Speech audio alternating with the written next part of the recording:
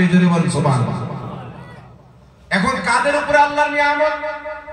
আল্লাহ তাবারাক ওয়া তাআলা পবিত্র কোরআন পাকে বলেছেন, আনআমাল্লাহু আলাইহিম মিনান নাবিয়িনা ওয়াস সিদ্দিকিনা ওয়াস শুহাদা ওয়াস সালিহিন।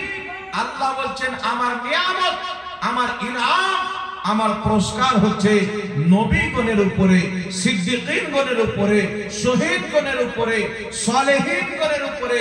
অর্থাৎ প্রত্যেক নবীর পথ হচ্ছে আল্লাহর পথ। জোরে বলেন সুবহানাল্লাহ। প্রত্যেক সাহাবার পথ হচ্ছে আল্লাহর পথ, আহলে বাইতের পথ হচ্ছে আল্লাহর পথ, শহীদগণের পথ হচ্ছে আল্লাহর পথ, সালেহীন আল্লাহর নেক বান্দা আউলিয়ায়ে কিরামের পথ হচ্ছে আমার আল্লাহর পথ। জোরে বলেন সুবহানাল্লাহ। তাই আজ থেকে 1450 বছর থেকে মানব মুসলিম জাতি আল্লাহওয়ালাদের পথকে পাওয়ার জন্য আল্লাহওয়ালাদের হাতে হাত দিয়ে তারা বায়াত গ্রহণ করেছে। বলেন সুবহানাল্লাহ। এইবার চলে আসছেন বিরাদর ইসলাম। এত দূর আপনাদেরকে নিয়ে আসলাম কিছু বোঝাবার উদ্দেশ্য রয়েছে। আল্লাহ বলছেন আমার রস্সিকে মজবুত করে ধরে নাও, ফিরকাতে বন্টন হয়ে যেও না। এখন দুর্ভাগ্যের বিষয় হচ্ছে যারা ফিরকাতে বন্টন হয়ে আছে, তারা যারা ফিরকাতে বন্টন হয়নি তাদেরকে ফিরকা মনে করে। ফিরকাতে বন্টন কারা হয়েছে? যারা খাজা মুঈনুদ্দিন চিশতি রাহমাতুল্লাহ আলাইহির দামানকে ছেড়ে দিয়েছে, তারা আল্লাহর রস্সিকে ছেড়ে দিয়েছে। যারা পীরে পীরা গৌসে আযম আব্দুল কাদের জিলানীর দামানকে ছেড়ে দিয়েছে, তারা আল্লাহর রস্সিকে ছেড়ে দিয়েছে। যারা এই পৃথিবীর মাটিতে ইমামে আযম আবু হানিফার দামানকে ছেড়েছে, তারা আল্লাহর রস্সিকে ছেড়ে দিয়েছে। যারা হযরত ইমামে হুসাইনের দামানকে ছেড়েছে, তারা আল্লাহর রস্সিকে ছেড়ে দিয়েছেন। যারা মাওলায়ে কায়নাত শেরে খোদা হযরত আলী রাদিয়াল্লাহু তাআলা আনহু দামানকে ছেড়েছে, তারা আল্লাহর রস্সিকে ছেড়েছে। আর যারা এই বুজুর্গানে দ্বীন আউলিয়ায়ে কিরামের দামান ধরে আছে, তারাই হাকিকতে আল্লাহর রস্সি মজবুত করে ধরে আছে। জোরে বলুন সুবহানাল্লাহ। এখন যদি কোন ব্যক্তি বলে ফিরকাতে কারা বন্টন হয়েছে, বলেন বাবা আমরা হচ্ছে আহলে সুন্নাত ওয়াল জামাত। যে আহলে সুন্নাত ওয়াল জামাতের শর্ত হচ্ছে সুন্নি মুসলমান। একটু লক্ষ্য করে শুনবেন বাবা, আল্লাহর রস্সিকে ধরতে গেলে কি কি করা লাগবে। দয়ার নবী মায়ার নবী বলেছেন আমার উম্মতের মধ্যে 73টি দল হবে, কুল্লুহুম ফিন্নার, সমস্ত দল জাহান্নামে যাবে, ইল্লা মিল্লাতান ওয়াহিদা, একটি দল জান্নাতে যাবে। মা আনা আলাইহি ওয়া আসহাবি, যেই দলটি আমার সাহাবীর আকীদাতে থাকবে তারাই হবে জান্নাতি। জোরে বল সুবহানাল্লাহ। এখন সাহাবার আকীদার উপরে কারা আছে, নবীর আকীদার উপরে কারা রয়েছে, কোরআন ও সুন্নাহর আকীদার উপরে কাদের আকীদা মেল। এখন যদি দেখতে চান, যদি কোনো ব্যক্তি বলে আল্লাহ মিথ্যা বলতে পারে, ওই ব্যক্তি কোনদিন নবী এবং সাহাবার আকীদার লোক হতে পারে না, শয়তানের আকীদার লোক হতে পারে। যেই ব্যক্তি নিজের জবান দিয়ে সকাল সন্ধ্যা বলবে ইয়া নবী সালামু আলাইকা, মুস্তাফা জানে রহমত পে লাখো সালাম, কাবে কে বদরত দো যা তুম পে করো রোজ রোজ, সকাল সন্ধ্যা নবী পাকের দরুদ পাঠ করবে, নবীর গুণগান করবে, ওই দলটি হচ্ছে নাজাত প্রাপ্ত দল। সুবহানাল্লাহ। এখন চলে আসছেন বিরাদর ইসলাম। 73টি ফিরকা হবে, 72টি জাহান্নামে, একটি জান্নাতে। কতটি জান্নাতে? একটি জান্নাতে। এখন বর্তমানে সর্বপ্রথম নবীর তরিকা থেকে কারা ছুটেছে শুনেন। এখন আহলে সুন্নাত ওয়াল জামাত যারা পীরে মুর্শিদের হাতে বাইত হওয়াকে পছন্দ করে, বায়াত গ্রহণ করে, তাদেরকে টিটকারি মারা হয়। যে ব্যক্তি পীর ধরবে ও জাহান্নামে চলে যাবে। আমাকে আপনাদের কলকাতার একজন ব্যক্তি ফোন করে বলছে হুজুর শরীয়তে পীর বলতে কোনো জিনিসই নাই। তো নাম নাই তো কি হলো, যে নাই তো পীর মানা হারাম। তো আমি বললাম শরীয়তে তো নামাজ বলতে কোনো জিনিস নাই, তাহলে বলে দাও নামাজ পড়া হারাম। তখন মুখ চুপ হয়ে গেল, জানে বউ তালাক হয়ে যাবে, বাপও তালাক হয়ে যাবে। কারণ হচ্ছে বিরাদর ইসলাম, একটি কথা মনে রাখবেন, আজকে যে ব্যক্তিরা আমাদেরকে বলে আমরা পীর মানার কারণে আমাদেরকে পীর পূজারি বলে, বলে কি বলেন না? তো পীর মানলে যদি পীর পূজারি হয় তোরা মসজিদ মানছিস কিনা? তাহলে মসজিদ পূজারি, মাদ্রাসা মানলে মাদ্রাসা পূজারি, টুপি মানলে টুপি পূজারি, দাড়ি মানলে দাড়ি পূজারি। মানলে কি আর পূজা করা হয়? জোরে বলে। প্রত্যেকটা সাহাবা নিজের মা বাপ চাইতে বেশি দয়ার নবী মায়ার নবীকে মহব্বত করতেন, কিন্তু নবীর পূজা করতেন না, পূজা একমাত্র আল্লাহর করতেন। আমরা নবীকে মহব্বত করি, ওলিকে মহব্বত করি, আহলে বাইতকে মহব্বত করি, পীরকে মহব্বত করি, ইনাদের পূজা করি না, ইনাদেরকে মহব্বত করি, ইবাদত শুধু আল্লাহর করি। একটু জোরে বলতে হবে সুবহানাল্লাহ। একটু লক্ষ্য করে শুনেন। আমাকে ফোন করে বলছে পীর মানা হারাম। কে বলেছে? বলে বাংলাদেশের অমুক মৌলবি বলেছে। তো আমি বললাম আচ্ছা বাংলাদেশের অমুক মৌলবি বললো তো তুমি বিশ্বাস করে দিলে। একটি কথা মনে রাখবে, আমি একটা কথা সব সময় বলি বাবা, যেই মৌলবীরা বলে পীর মানা হারাম, এই ভারতের মাটিতে যদি পীর ওলিরা না আসতো, এদের বাপ মা 14 গোষ্ঠী আসারাম বাবার দরবারে থাকতো, রাম রহিমের দরবারে থাকতো, কেউ রামদেব বাবার দরবারে থাকতো। আর তাদের দরবারে থাকলে কি অবস্থা হতো আপনারা সবাই জানেন। বিনা কারণে আসারাম জেলে যায়নি, আলাদা কোটাই করতো। এটা তো আল্লাহর শুকরিয়া আদায় করে। গরিব নওয়াজের মতন পীর এসে আমাদের মাথাতে টুপি পরিয়েছে, পীর এসে আমাদেরকে নামাজ শিখিয়েছে, সিরাজউদ্দিন আউলিয়ার মতন পীর এসে আমাদেরকে ইবাদত শিখিয়েছে, হযরতে জুনাইদে বাগদাদির মতন পীর, হযরতে কুতুবউদ্দিন বখতিয়ার কাকির মতন পীর এসে, বাবা ফরিদগঞ্জের শাকারের মতন আল্লাহর ওলি এসে আমাদেরকে ওযু করার তরিকা শিখিয়েছেন, আমাদেরকে নামাজের তরিকা শিখিয়েছেন, আমাদেরকে রোজার তরিকা শিখিয়েছেন। আমাদের পূর্বপুরুষ যারা পাথরের পূজায় লিপ্ত ছিল, চন্দ্র সূর্যের পূজায় লিপ্ত ছিল, এটা আল্লাহ পাকের মেহেরবানি। খাজা গরিব নওয়াজের ফয়জান, গরিব নওয়াজের মাধ্যমে লক্ষ লক্ষ পাথর পূজারীকে আল্লাহ নিজের পূজারী বানিয়ে দিয়েছে। সুবহানাল্লাহ, আল্লাহু আকবার, আল্লাহু আকবার, ইয়া রাসূলুল্লাহ, ইয়া রাসূলুল্লাহ, জিন্দাবাদ, জিন্দাবাদ, আল্লাহু আকবার, ইয়া রাসূলুল্লাহ। এটা তো মুকদ্দারের ব্যাপার, এটা তো কিসমতের ব্যাপার। আজকে দুই পাতা পনেওয়ালা মৌলবীর কথা শুনে তুমি আজমিরের খাজা মঈনুদ্দিন চিশতির নাম ভুলে গিয়েছো, নিজামউদ্দিন আউলিয়ার নাম ভুলে গিয়েছো। আজকে পৃথিবীর মানুষ জানে যদি কোনো ব্যক্তি কারোর উপকার করে, ওই ব্যক্তি যদি তার উপকার করনেওয়ালার নামকে ভুলে যায়, তাকে এহসান ফারামুশ বলা হয়, তাকে মির্জাফর বলা হয়, তাকে নামাক হারাম বলা হয়। আল্লাহর ওলিদেরকে যেই ভারতীয় মুসলমানরা মহব্বত করে তারা নামাক হালাল, যারা মহব্বত করে না তারা হচ্ছে নামাক হারাম। আর নামাক হারাম হওয়া গাদ্দারি করে, এটা সুন্নিদের রক্তের মধ্যে নাই, এটা আল্লাহ ওয়াহাবিদের রক্তের মধ্যে ভরে দিয়েছে। এটা তো আমাদের আলহামদুলিল্লাহ আল্লাহ আমরা শুকরিয়া আদায় করি। আল্লাহ পাক নিজের আউলিয়া কিরামকে আমাদেরকে মহব্বত করার তৌফিক দান করেছে। কারণ যেই ব্যক্তি আল্লাহর ওলিদেরকে মহব্বত করে, আল্লাহ তাদেরকে মহব্বত করে। আমার কথা নয়, উঠান বুখারী শরীফ, রাসূল কায়নাত সাল্লাল্লাহু আলাইহি সাল্লামের হাদিস।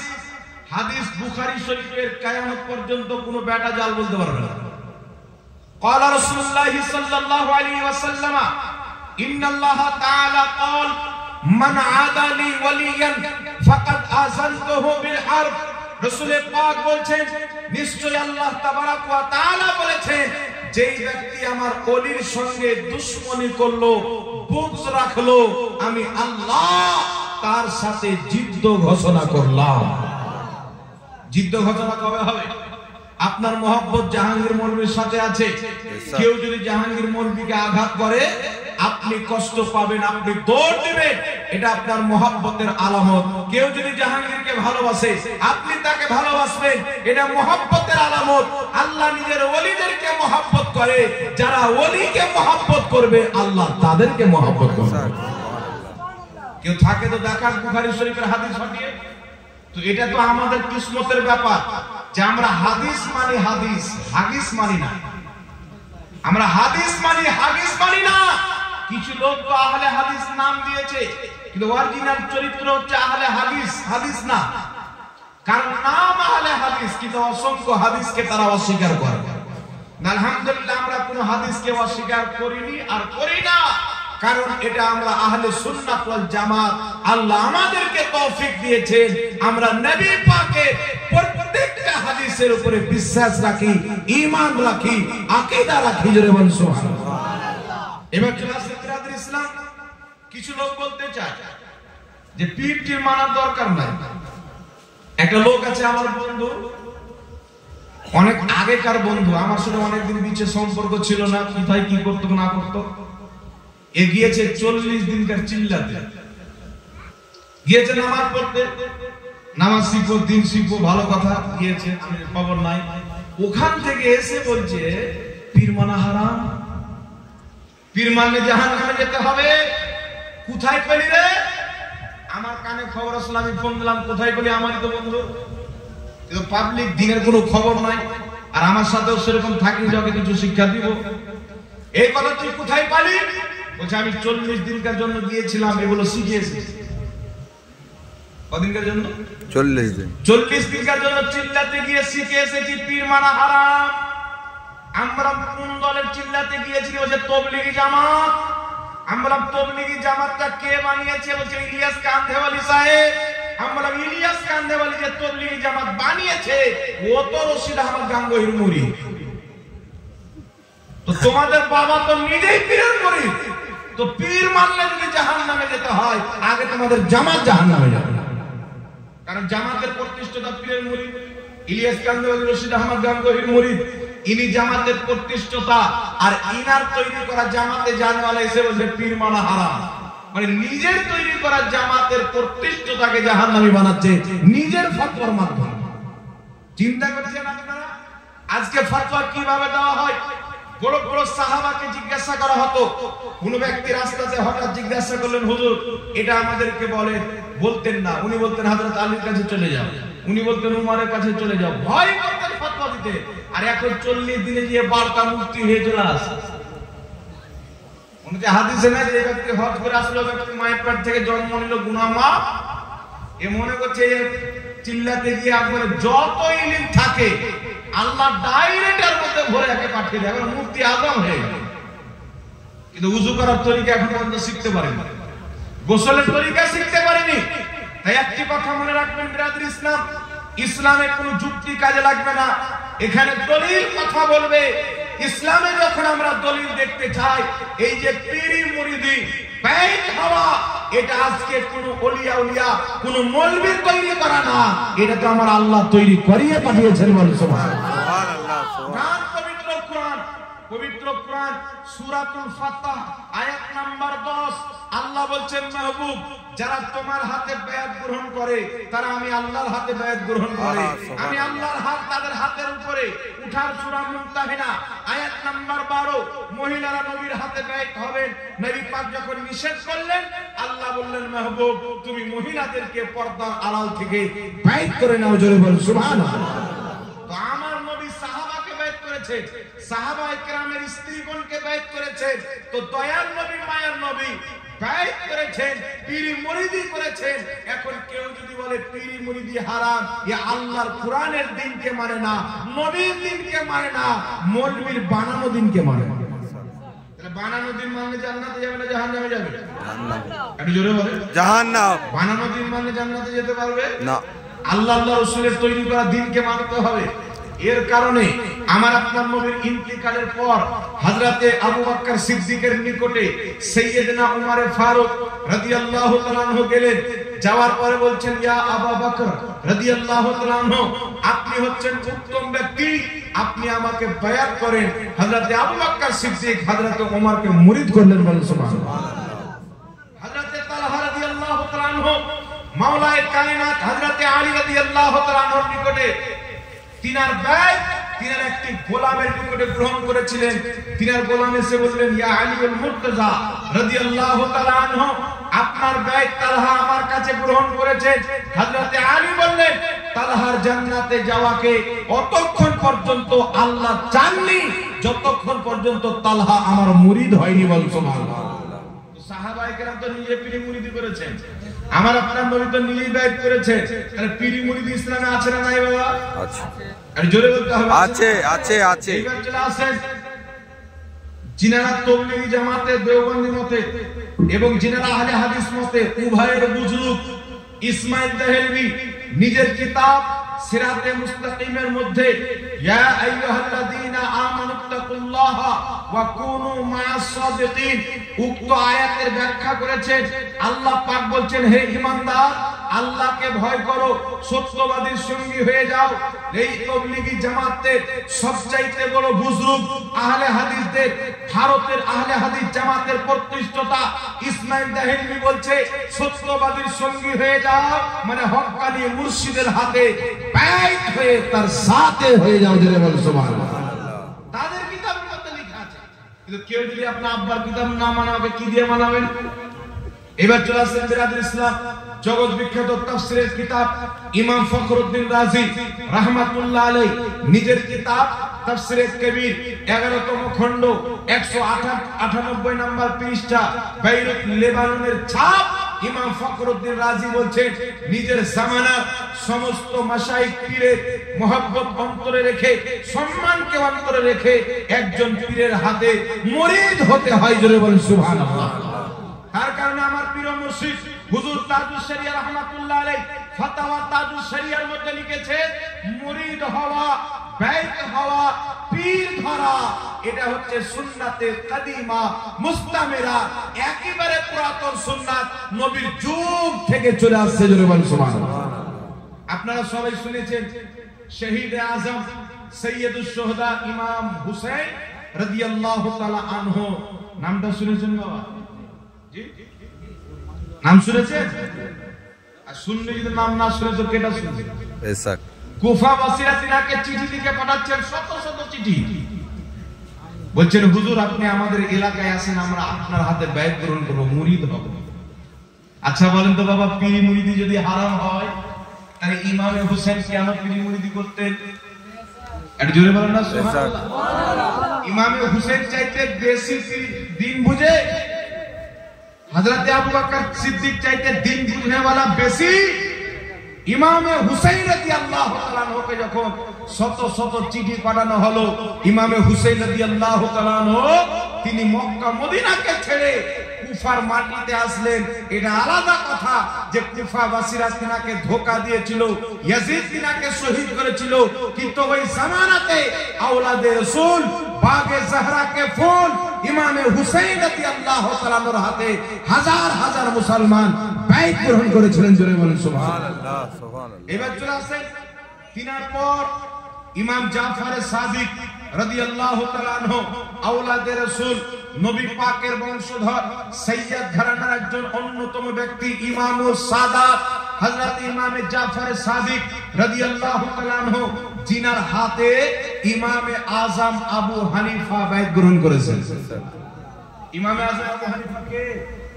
হানাফি মাযহাবের ইমাম। এখন যে ভাইরা বলে তাবলীগী জামাতে গিয়ে পীর মানা চলবে না, তারাও নিজেকে হানাফি বলে কি বলে না?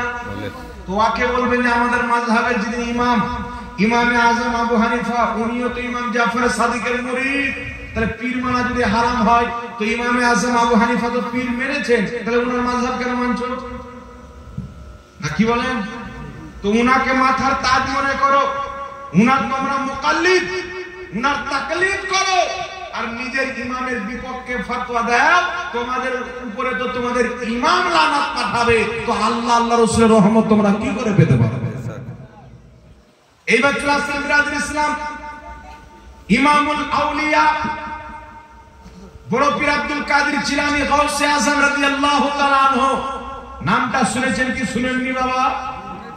জি, তিনার বাপও বলি, তিনার মাও বলি, হাসানি হুসাইনি সৈয়দ বড় পীর আব্দুল কাদের জিলানী রাদিয়াল্লাহু তাআলা আনহু, জিনার ব্যাপারে ইমামে আহলে সুন্নাত आला हजरत বলেছেন, वाह क्या मर्तबा ए गौस है बाला तेरा, ऊंचे ऊंचों के सरों से है कदम आला तेरा, और क्या दावे जिस पे हिमायत का हो पंजा तेरा, शेर को खतरे में लाता नहीं कुत्ता तेरा। अरे तू जोरे बोलता हो सुभान अल्लाह। बड़ा पीर अब्दुल कादिर जिलानी তাহার কাছে, কোনো নামাজ কাজা করেননি, বাচপান থেকে কোনোদিন হারাম খাদ্য খাননি, বাচপান থেকে কোনোদিন হালাল হারাম কথা বলেননি, মিথ্যা কথা বলেননি, সঠিক পথে চলনেওয়ালা, 5 ওয়াক্তের নামাজ কায়েম রাখনেওয়ালা, তাহাজ্জুদের নামাজ পড়নেওয়ালা, এত বড় একজন আল্লাহর ওলি জিজ্ঞাসা করেন, ইয়া শেখ আব্দুল কাদের জিলানী রাদিয়াল্লাহু তাআলা আনহু, ইবাদত তো আপনার কাজ, রিয়াজত আপনার কাছে, তাকওয়া তাহারাতের মালিক আল্লাহ আপনাকে বানিয়েছেন, আপনি এত বড় পরহেজগার, আল্লাহর মুত্তাকি বান্দা, আল্লাহর পক্ষ থেকে বলা হয়েছে আব্দুল কাদের জিলানী এলান করে দাও, আমি আব্দুল কাদের জিলানীর কদম প্রত্যেক ওলির গর্দানে বাঁধব। সুবহানাল্লাহ। আপনি এত বড় হাস্তি যিনি 40 বছর এশাকে ওযু করে ফজরের নামাজ পর্যন্ত পড়েছেন, সুবহানাল্লাহ, রাতে ঘুমায়নি, সারা রাত ইবাদতে কাটিয়েছেন, এত বড় একজন আল্লাহর ওলি, তিনার কি পীর ধরার পরিচয় ছিল? তবু আব্দুল কাদের জিলানী রাদিয়াল্লাহু তাআলা আনহু তিনি একজন পীরের হাতে মুরিদ হয়েছেন। তিনার পীর ও মুর্শিদের নাম হচ্ছে আবু সাইদ মখজুমি রাহমাতুল্লাহ আলাইহি। সুবহানাল্লাহ। আছেন কোন জামাতি লোক, আছে কোন লামাযহাবী আহলে হাদিস লোক, আমি চ্যালেঞ্জ করে বলি, যদি পীর মানা হারাম হয়, যে ব্যক্তি পীর মানবে ওই ব্যক্তি হারামকারী জাহান্নামী হয়, জান্নাতি হয় না। বলে পীর আব্দুল কাদের জিলানী পীরের মুরিদ ছিল। যদি বাংলার মাটি না, সারা পৃথিবীর মাটিতে কোন জামাতি যদি থাকে, কোন লামাযহাবী যদি থাকে, হিম্মত যদি থাকে, ফতোয়া লাগাতে হয় আব্দুল কাদের জিলানীর উপরে লাগাও, তবেই তো মনে করবো বাপের বেটা আছে। আর এখানে আপনি এই গ্রামের লোকের উপরে ফতোয়া লাগাচ্ছেন, মুনাফিকিরি দেখাচ্ছেন না, কি বলেন? লাগাও আব্দুল কাদের জিলানীর উপরে ফতোয়া। শরীয়ত যেমন তিনার উপরে ছিল, তেমন আমাদের উপরে। শরীয়ত দুই রকম হয় না। আপনার ছেলে যদি রমজান মাসে কোনো জিনিস ভুলে খেয়ে নেয়, রোজা ভাঙবে না, আমার ছেলে খেলে ভেঙে যাবে, এই রকম না। আপনার ছেলের জন্য যা হুকুম, আমার জন্য তা হুকুম। আরে পীর মেনে আব্দুল কাদের জিলানী রাদিয়াল্লাহু তাআলা আনহু যদি জান্নাতি হয়, যারা পীর মানে সুন্নি মুসলমানও জান্নাতি। জোরে বল সুবহানাল্লাহ। এবার চলে আসেন বিরাদর ইসলাম, তাবলীগী জামাত। এই জামাতটা হচ্ছে দেওবন্দি মতের একটি জামাত। যেমন আমাদের সুন্নি জামাতের মধ্যে দাওয়াত ইসলামী আছে না, দাওয়াত ইসলামী, সুন্নি দাওয়াত ইসলামী, ওরকম দেওবন্দির মতের একটি জামাত তাবলীগী জামাত। আপনারা জানেন দেওবন্দ মাদ্রাসার প্রতিষ্ঠাতার নাম কি? কাসিম নানওয়াতল। দেওবন্দি জামাতের, তাবলীগী জামাতের মুজাদ্দিদ কে? আশরাফ আলী থানভী। তো দেওবন্দি জামাতের প্রতিষ্ঠাতা কাসিম নানওয়াতলি এবং ওই জামাতের মুজাদ্দিদ আশরাফ আলী থানভী দুইজনই হাজী ইমদাদুল্লাহ মুহাজির মাক্কির মুরিদ।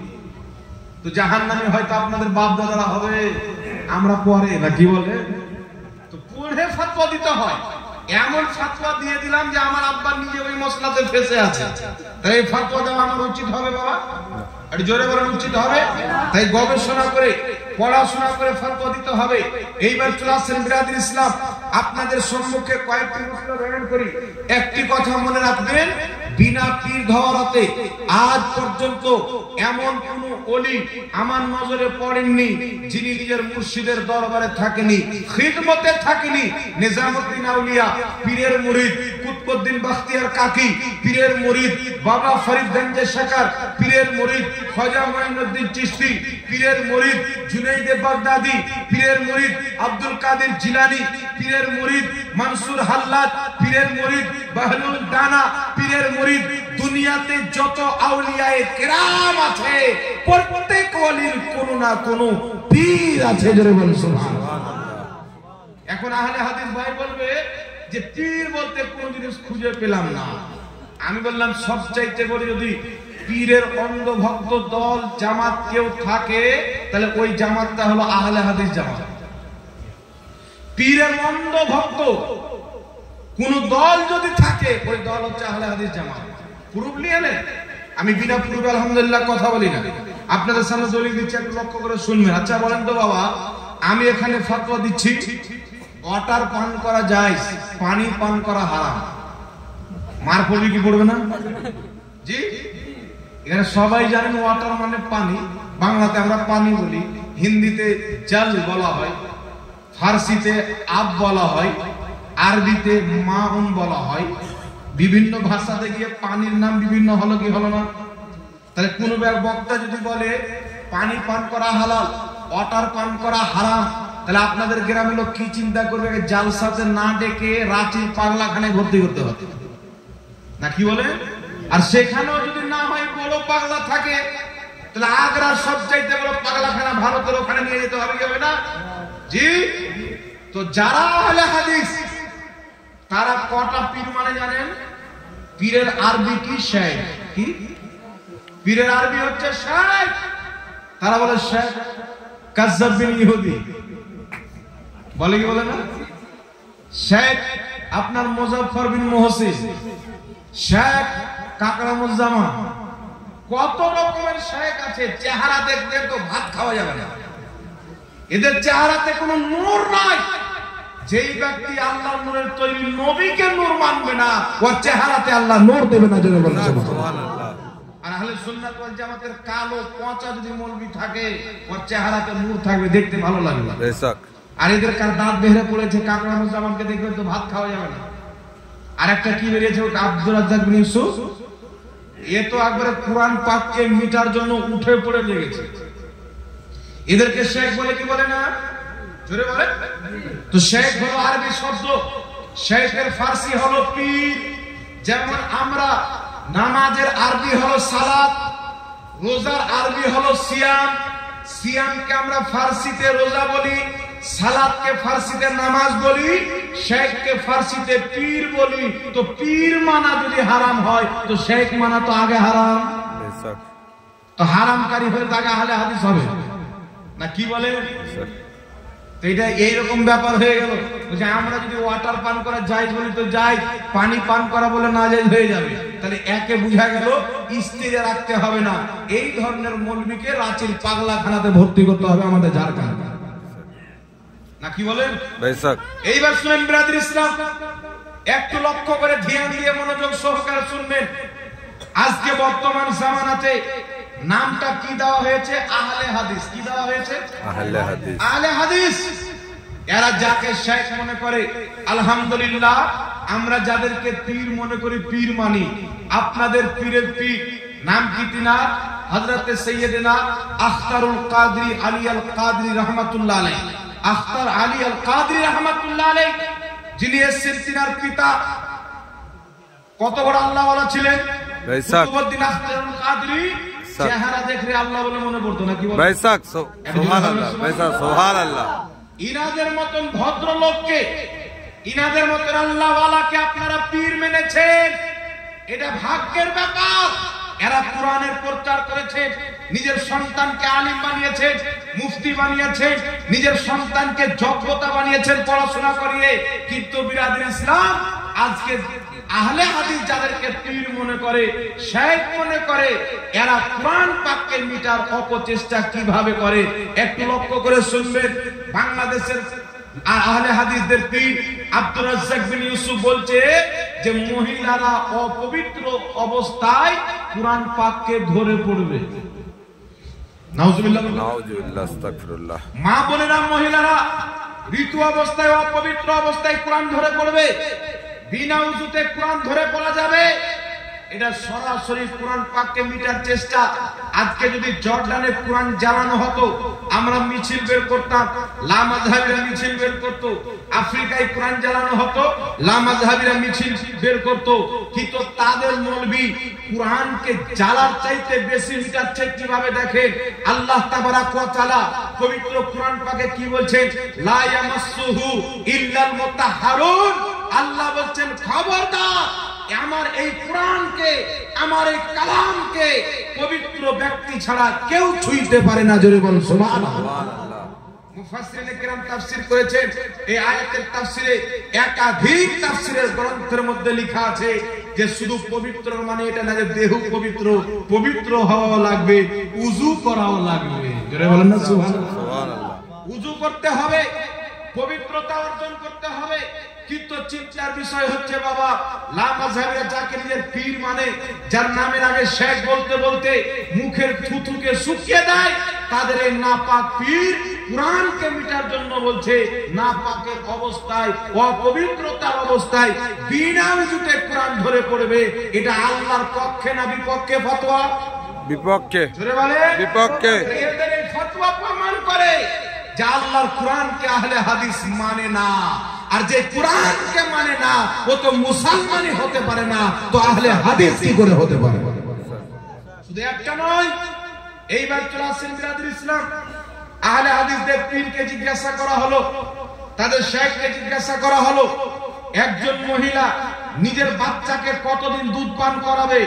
ওই ব্যক্তি বলছে মায়ের দুধ যতদিন হবে, 3 বছর 4 বছর 5 বছর ততদিন পান করবে, যতদিন দুধ হবে ততদিন পান করবে।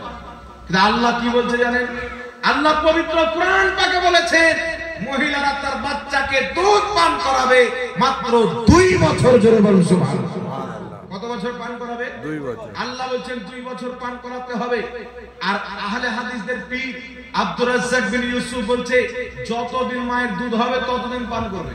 মানে এর বয়স 50 পার, এখন যদি আর মায়ের দুধ হয় তাহলে পান করে নেবে। ওয়ারফাত পঞ্জাত সেটাই বুঝায় না, কি বলে? তাই বিরাদর ইসলাম, এরা দাড়ি রেখে টুপি রেখে ইহুদিদের দালালি করে আল্লাহর কোরআনের বিপক্ষে ফতোয়া দেয়, নবীর হাদিসের বিপক্ষে ফতোয়া দেয়, কোরআন এবং হাদিসকে বিকৃত করে মানুষকে সহিহ হাদিসের নামে ভুল শিক্ষা দেওয়ার জন্য। তার কারণে আল্লাহর শুকরিয়া আদায় করে যে আহলে সুন্নাত ওয়াল জামাত কোরআন হাদিসের বিপক্ষে যে ফতোয়া দেয় তাকে ছাড় দিতে পারে না। জোরে বলুন সুবহানাল্লাহ। আমাদের আকীদা কি? কোন ব্যক্তি যদি কোরআনকে স্পর্শ করতে চায়, ছুতে চায়, শরীরও পবিত্র হতে হবে, উযুও করা লাগবে। যেটা আল্লাহর ফতোয়া ওটা সুন্নিদের ফতোয়া। জোরে বলুন সুবহানাল্লাহ। আমাদের আকীদা কি? কোন মহিলার বাচ্চা জন্ম হলো, সেই বাচ্চাকে একজন মা দুধ পান করাবে 2 বছর, যেটা আল্লাহর কোরআনের ফতোয়া ওটাই হচ্ছে সুন্নিদের ফতোয়া। একটু জোরে বলতে হবে সুবহানাল্লাহ। এবার চলছে বিরাদর ইসলাম, বর্তমান জামানাতে আরেকটি কথা বলা হয়, কি বলা হয়?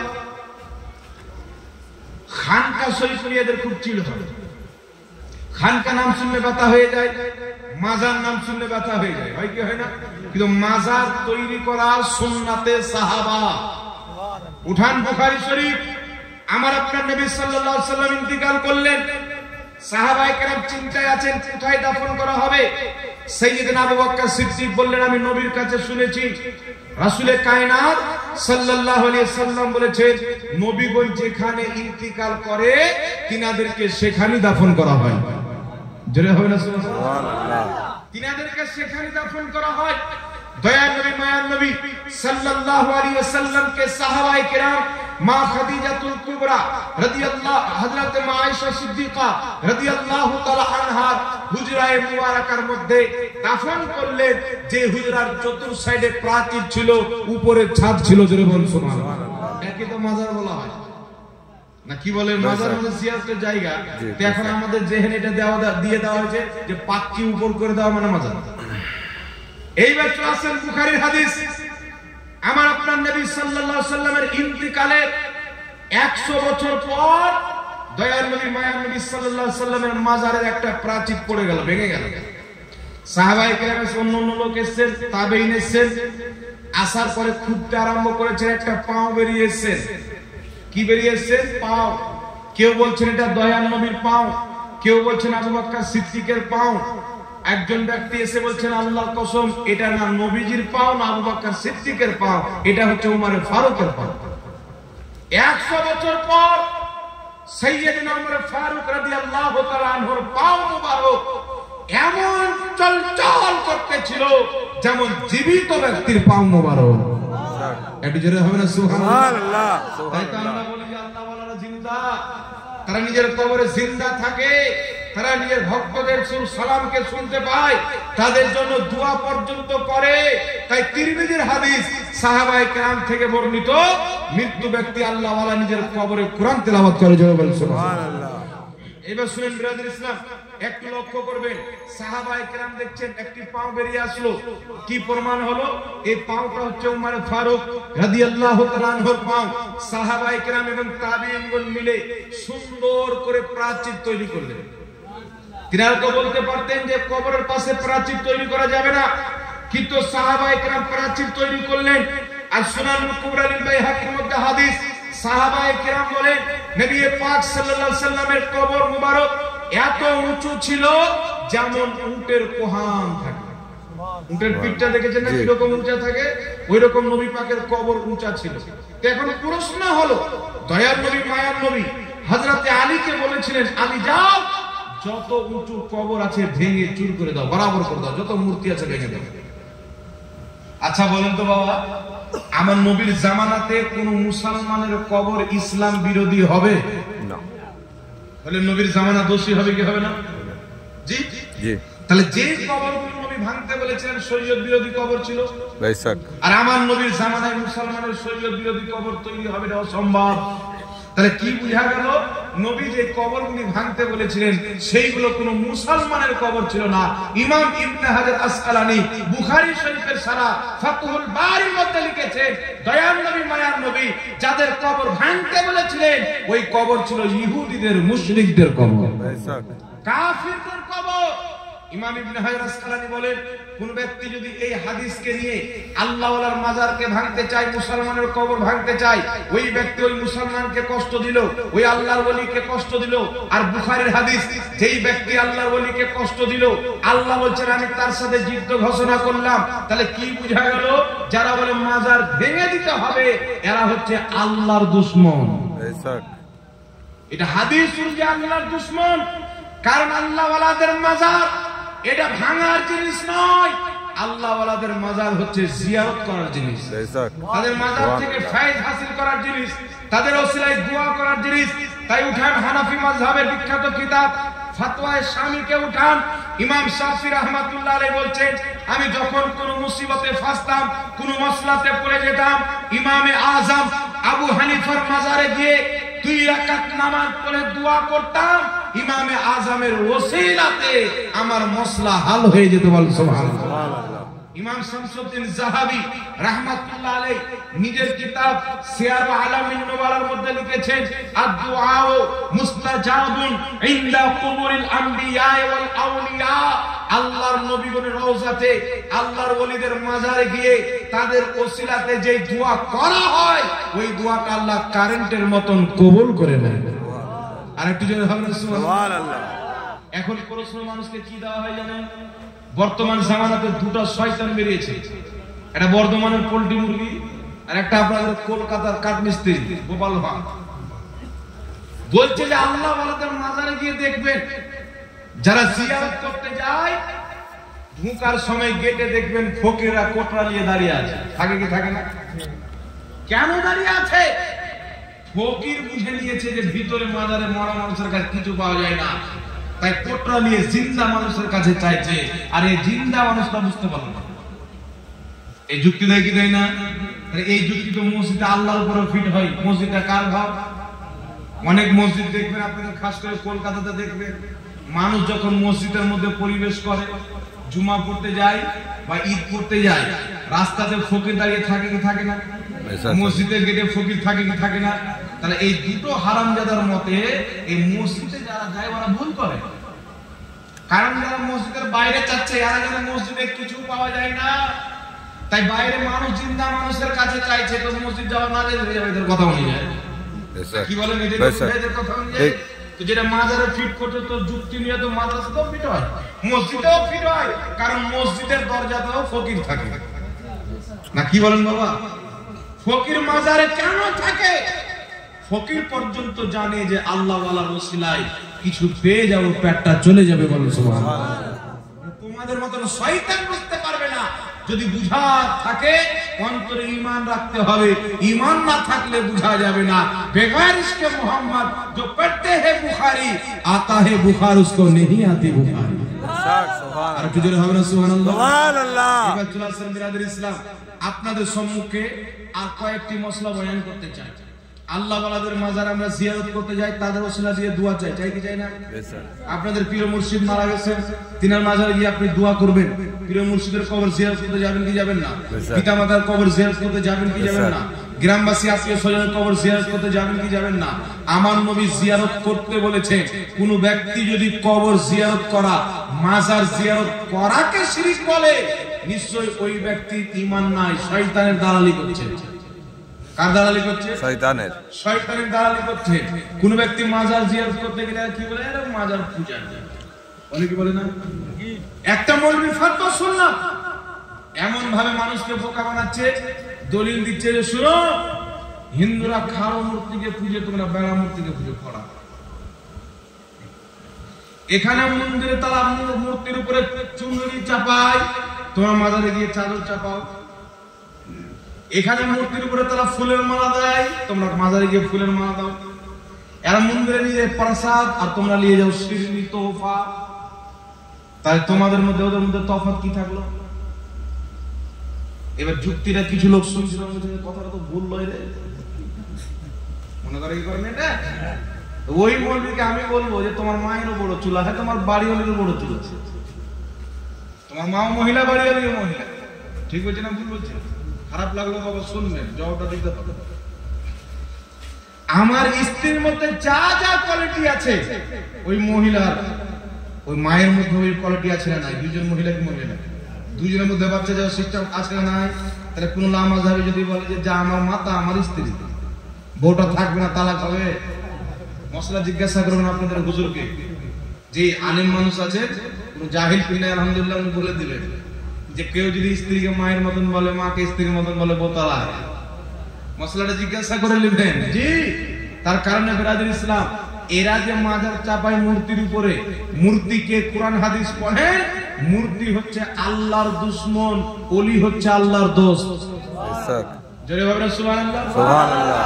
আমার দুশমনের বাড়ি যদি আপনি মিষ্টি লে যান, আমার পায়ের রক্ত মাথায় চাপবে, আর আমার দোস্তের বাড়ি যদি মিষ্টি লে যান, আমার চেহারা দিয়ে হাসি ফুটবে। মন্দিরে আল্লাহর দুশমন, মাজারে আল্লাহর বন্ধু, যদি সেখানে আপনি সিরনিয়ার প্রসাদ নিয়ে যান, আল্লাহ নারাজ হয়ে যাবে।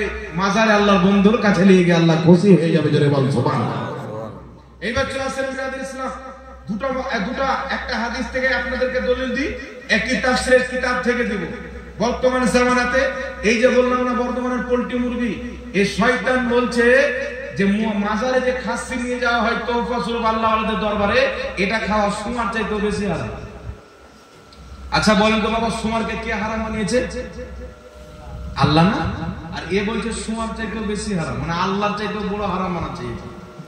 আর বউটা আছে, হ্যাঁ ঈমানটা আছে।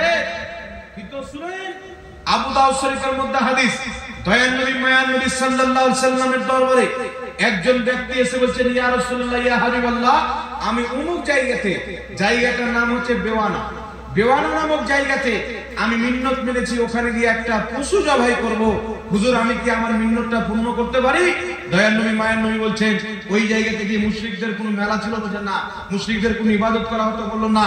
তাহলে তুমি গিয়ে তোমার মিন্নতকে পূর্ণ করো।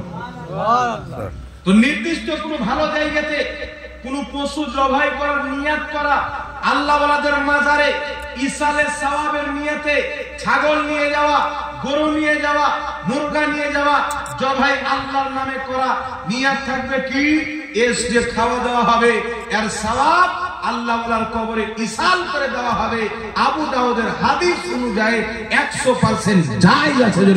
সুবহানাল্লাহ। তার কারণে বিশ্ববিখ্যাত ইমাম মোল্লা জীবন রাহমাতুল্লাহ আলাইহি, জিনার লেখা কিতাব নূরুল আনওয়ার, দেওবন্দ মাদ্রাসায় পড়ানো হয়, ব্রেলি মাদ্রাসায় পড়ানো হয়, তাবলীগী মাদ্রাসায় পড়ানো হয়, সবার মাদ্রাসায় পড়ানো হয়। এই নূরুল আনওয়ারের রাইটার ইমাম মোল্লা জীবন রাহমাতুল্লাহ আলাইহি, জিনার কিতাবকে পড়ে মোল্লা মৌলভী হয়েছে, তিনি নিজের কিতাব তাফসিরাতে আহমদিয়া 42 নম্বর পৃষ্ঠা, দেওবন্দের ছাপ, স্পষ্ট ফতোয়া দিয়েছেন। তিনি বলছেন, মুসলমান ওলিদের মহব্বতে ইসালে সওয়াবের নিয়তে আল্লাহ ওয়ালাদের মাজারে যে গরু নিয়ে যায়, ছাগল নিয়ে যায়, খাসি নিয়ে যায়, তিনি বলছেন হালালুন তাইয়্যিবুন, এটা হচ্ছে হালাল এবং পবিত্র। জোরে বল সুবহানাল্লাহ। তাহলে ইমামদের ফতোয়া মানবেন না, জাহিলদের ফতোয়া মানবেন? এই যে এত বড় হারাম বলো, দলিল কি ওর বাপ জানে? কোন কিতাবের নাম নয় হারাম, তো আমি তো বলে দিতে পারি ওই মৌলবীর জড় সন্তান, তাহলে হয়ে যাবে। কোন কিতাবের রেফারেন্স নাই, কোন নাম নাই। তার কারণে বিরাদর ইসলাম একটি কথা মনে রাখবেন, আহলে সুন্নাত ওয়াল জামাত কোন কর্ম বিনা দলিলে করে না। জোরে বলুন সুবহানাল্লাহ। তাই কারণে আল্লাহ ওয়ালাদের দরবারে আমরা যেটা খাসি নিয়ে যাই, মুরগা নিয়ে যাই, মোহাব্বতের সহিত ইসালে সওয়াবের নিয়তে, না কি বলেন বাবা? এবার চলে আসেন আরেকটি মশলা আপনাদের সম্মুখে ক্লিয়ার করে দিই।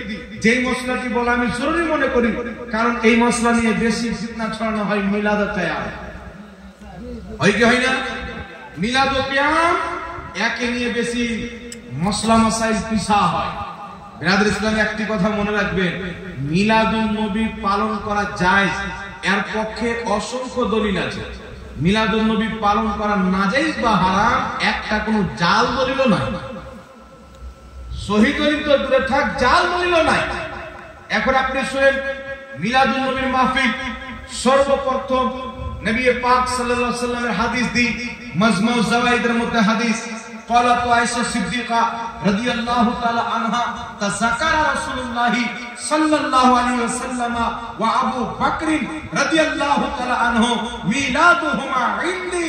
عائشة الصديقة رضي الله تعالى عنها বলেন যে আমার হুজরাতে দয়ার নবী উপস্থিত ছিলেন, আমার পিতা আবু বকর উপস্থিত ছিলেন, তিনারা দুইজনে নিজ নিজ মিলাদ বয়ান করলেন। জোরে বলেন সুবহানাল্লাহ, সুবহানাল্লাহ। দয়ার নবী মায়ার নবী মিলাদের মাহফিল করেছেন। সাহাবা হযরত আবু বকর সিদ্দিক মিলাদের মাহফিল তিনাদের থেকে প্রমাণিত, তার কারণে মিলাদুন নবীর মাহফিলকে বিদআত বলার কোনো সুযোগ নাই। জোরে বলেন না সুবহানাল্লাহ। এবার চলে আসেন আরো দলিল নিয়ে এলেন যে আহলে হাদিসরা বলে মিলাদুন নবী পালন করা বিদআত। আহলে হাদিসদের সবচাইতে বড় ইমাম ইবনে তাহমিয়া নিজের কিতাব ইকতিদাউল সিরাতে মুস্তাকিমের মধ্যে লিখতেছে, যারা মিলাদুন নবী পালন করে, নবীর ইশকে করে, নবীর মহব্বতে করে, নবীর মহব্বতে আনন্দ প্রকাশ করার কারণে আল্লাহ তাদেরকে প্রচুর নেকি দান করবে। সুবহানাল্লাহ। আহলে হাদিসের ইমাম বলছে নেকি দান করবে, আরে গাঁজাখোর আহলে হাদিস বলছে জাহান্নাম যেতে হবে। তারা আত্মা বেশি বুঝতেন না, নাটা বেশি বুঝেন? চিন্তা করেন কথা। এইবার চলে আসে সকলের গ্রহণযোগ্য ইমাম ইমাম জালালউদ্দিন সিউতি রাহমাতুল্লাহ আলাইহি মিলাদুন নবীর উপর একটি কিতাব লিখেছেন, যেই জিনাকে সবাই ইমাম বলে মানেন। জিনার লেখা কিতাব তাফসিরে জালালাইন সবার মাদ্রাসায় পড়ানো হয়। ইমাম জালালউদ্দিন সিউতি একটি কিতাব লিখেছেন, কিতাবটির নাম হুসনুল মাকসাদ ফি আমালিল মাউলিদ। এই কিতাবের মধ্যে ইমাম জালালউদ্দিন সিউতি রাহমাতুল্লাহ আলাইহি মিলাদুন নবী পালন করার পক্ষে অসংখ্য দলিল উল্লেখ করেছেন। জোরে বলুন সুবহানাল্লাহ। আর তিনি একটি চমৎকার ফতোয়া উল্লেখ করেছেন। ইমাম জালালউদ্দিন সিউতি হুসনুল মাকসাদ ফি আমালিল মাউলিদ কিতাবের মধ্যে লিখতেছেন, ইমাম ইবনে হাজার আসকালানী শাইখুল ইসলাম রাহমাতুল্লাহ আলাইহি লামাযহাবীদের গ্রহণযোগ্য ইমাম, তাবলীগী ভাইদের গ্রহণযোগ্য ইমাম, আমাদেরও গ্রহণযোগ্য ইমাম ইমাম ইবনে হাজার আসকালানীর ফতোয়া উল্লেখ করেছেন। ইমাম ইবনে হাজার আসকালানী বলছেন, মিলাদুন নবীর দলিল আমি ইবনে হাজার আসকালানী কুরআনেও পেয়েছি, নবীর হাদিসেও পেয়েছি। জোরে বলুন সুবহানাল্লাহ, সুবহানাল্লাহ। বলছেন কুরআনেও পেয়েছি, হাদিসেও পেয়েছি। কেন? মিলাদুন নবী হচ্ছে নবী পাকের গুণগান, নবী পাকের জিকির আজকারের দিন, নবী পাকের নামের স্লোগান, নবী পাকের দুরূদ পড়া, নাত পড়া, এটা কোরআন থেকেও প্রমাণিত, হাদিস থেকেও প্রমাণিত। জোরে বলুন সুবহানাল্লাহ। এইবার চলে আসেন জগৎ বিখ্যাত ইমাম ইমাম জালালউদ্দিন সিউতি আরেকটি কিতাব লিখেছেন আল হাবিলিল ফাতাওয়া। এই কিতাবের প্রথম খণ্ড 230 নম্বর পৃষ্ঠার মধ্যে বলছেন, নবী পাকের জন্মদিন অর্থাৎ 12 রবিউল আউয়ালে মানুষজনকে একত্রিত করে জমা করে খাওয়া দাওয়ার ব্যবস্থা করা, মাহফিলের ব্যবস্থা করা, ভালো কাজের মাধ্যমে আল্লাহর শুকরিয়া আদায় করা, এই কাজগুলি করে নবীর মিলাদ পালন করা হচ্ছে মুস্তাহাব। জোরে বল সুবহানাল্লাহ, সুবহানাল্লাহ। মানে কি? নেকির কাজ, উত্তম কাজ, ভালো কাজ। তাহলে আমরা ইমামদের ফতোয়া মানব না মূর্খদের ফতোয়া মানব? ইমামদের কথা বলেন। ইমামদের ফতোয়া ইমামদের মানব না মূর্খদের মানব? ইমাম। এইবার চলে আসেন বিরাদর ইসলাম বিশ্ববিখ্যাত ইমাম ইমাম যাহাবী বলেছেন মিলাদুন নবী পালন করা যায়। বিশ্ববিখ্যাত ইমাম ইমাম ইসমাইল হাক্কি রাহমাতুল্লাহ আলাইহি নিজের কিতাব তাফসিরে রুহুল বায়ানের মধ্যে লিখেছেন মিলাদুন নবী পালন করা যায়। শারহে বুখারী ইমাম কাসতালানী রাহমাতুল্লাহ আলাইহি বুখারী শরীফের শারহ মাওয়াহিবুল লাদুনিয়ার মধ্যে লিখেছেন মিলাদুন নবী পালন করা যায়। আর ইমাম কাসতালানী বলেছেন আল্লাহ পাকের তাদের উপরে রহমত, তাদের তাদের উপরে বরকত, যারা নবীর জন্মের দিনকে ঈদ হিসেবে গ্রহণ করেছে। জোরে বলতে হবে সুবহানাল্লাহ। নবী পাকের জন্মের দিনকে ঈদ আমরা বানাইনি, ইমামগণ বলেছেন নবীর জন্মের দিনকে যারা আনন্দের দিন মনে করবে আল্লাহ পাকের তাদের উপরে রহমত হবে, তাদের উপরে বরকত হবে। জোরে বলতে হবে সুবহানাল্লাহ। তাই তো আমরা বলি নিসার তেরি चहल पहल पर हजारों ईदे रबीउल अव्वल सिवाय इब्लीस के जहां में सभी तो खुशियां मना रहे हैं। सुभान अल्लाह सुभान अल्लाह। ব্রাদার ইসলাম অসংখ্য মুহাদ্দিসিনগণ আমার কাছে লিস্ট বানাছে 420 জন আরব দেশের ইমাম। কতজন? 420 জন আরব দেশের ইমাম মিলাদুন নবীর ফজিলতের উপরে কিতাব লিখেছে। 420 জন ইমাম। আর নবী পাকের মিলাদুন নবীকে বিদআত কোন ইমাম বলেনি, এটা বানানো ফতোয়া বানা হয়েছে। বললে কি নবী পাকের মিলাদুন নবী বিদআত, মিলাদুল মাহফিল কোথায় পেলে? আমাকে একজন জিজ্ঞাসা করলো মিলাদুন নবীর মাহফিল কোথায় পেলে? আহলে হাদিস। আমি বললাম সালাফি কনফারেন্স কোথায় পেলে? আপনাকে যদি বলে মিলাদুন নবীর মাহফিল কোথায় পেলে, বলবেন ঢাকাতে রমজান মাসের আগে আব্দুর রাজ্জাক বিন ইউসুফের নেতৃত্বে সালাফি কনফারেন্স হয়েছিল।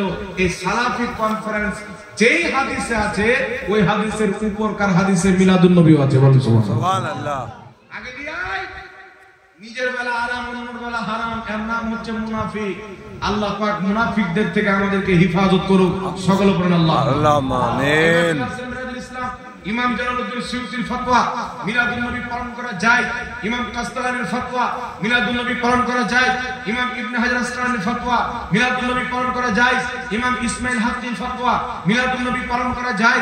ইমাম সাউসির ফতোয়া মিলাদুন নবী পালন করা যায়। আহলে হাদিসদের ইমাম ইবনে তাহমিয়ার ফতোয়া মিলাদুন নবী পালন করা যায়।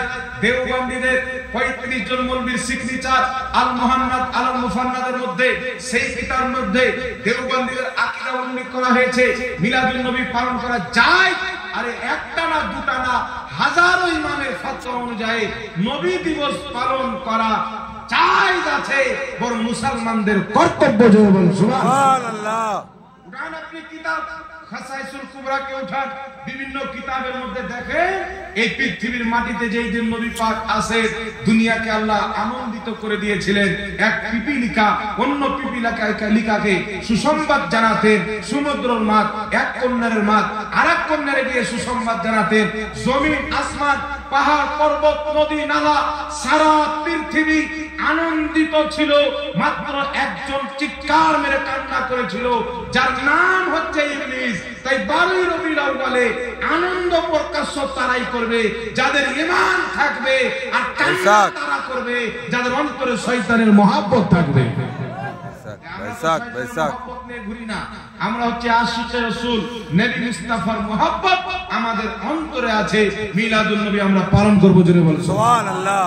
যদি কোন ব্যক্তি বলে মিলাদুন নবী পালন করা বিদআত, বিদআত করলে জাহান্নামে যেতে হবে, আমি তাকে বলবো আমাদেরকে বলার আগে ইমাম জালালউদ্দিন সিউতিকে জাহান্নামী বলো, ইমাম ইবনে হাজার আসকালানিকে জাহান্নামী বলো।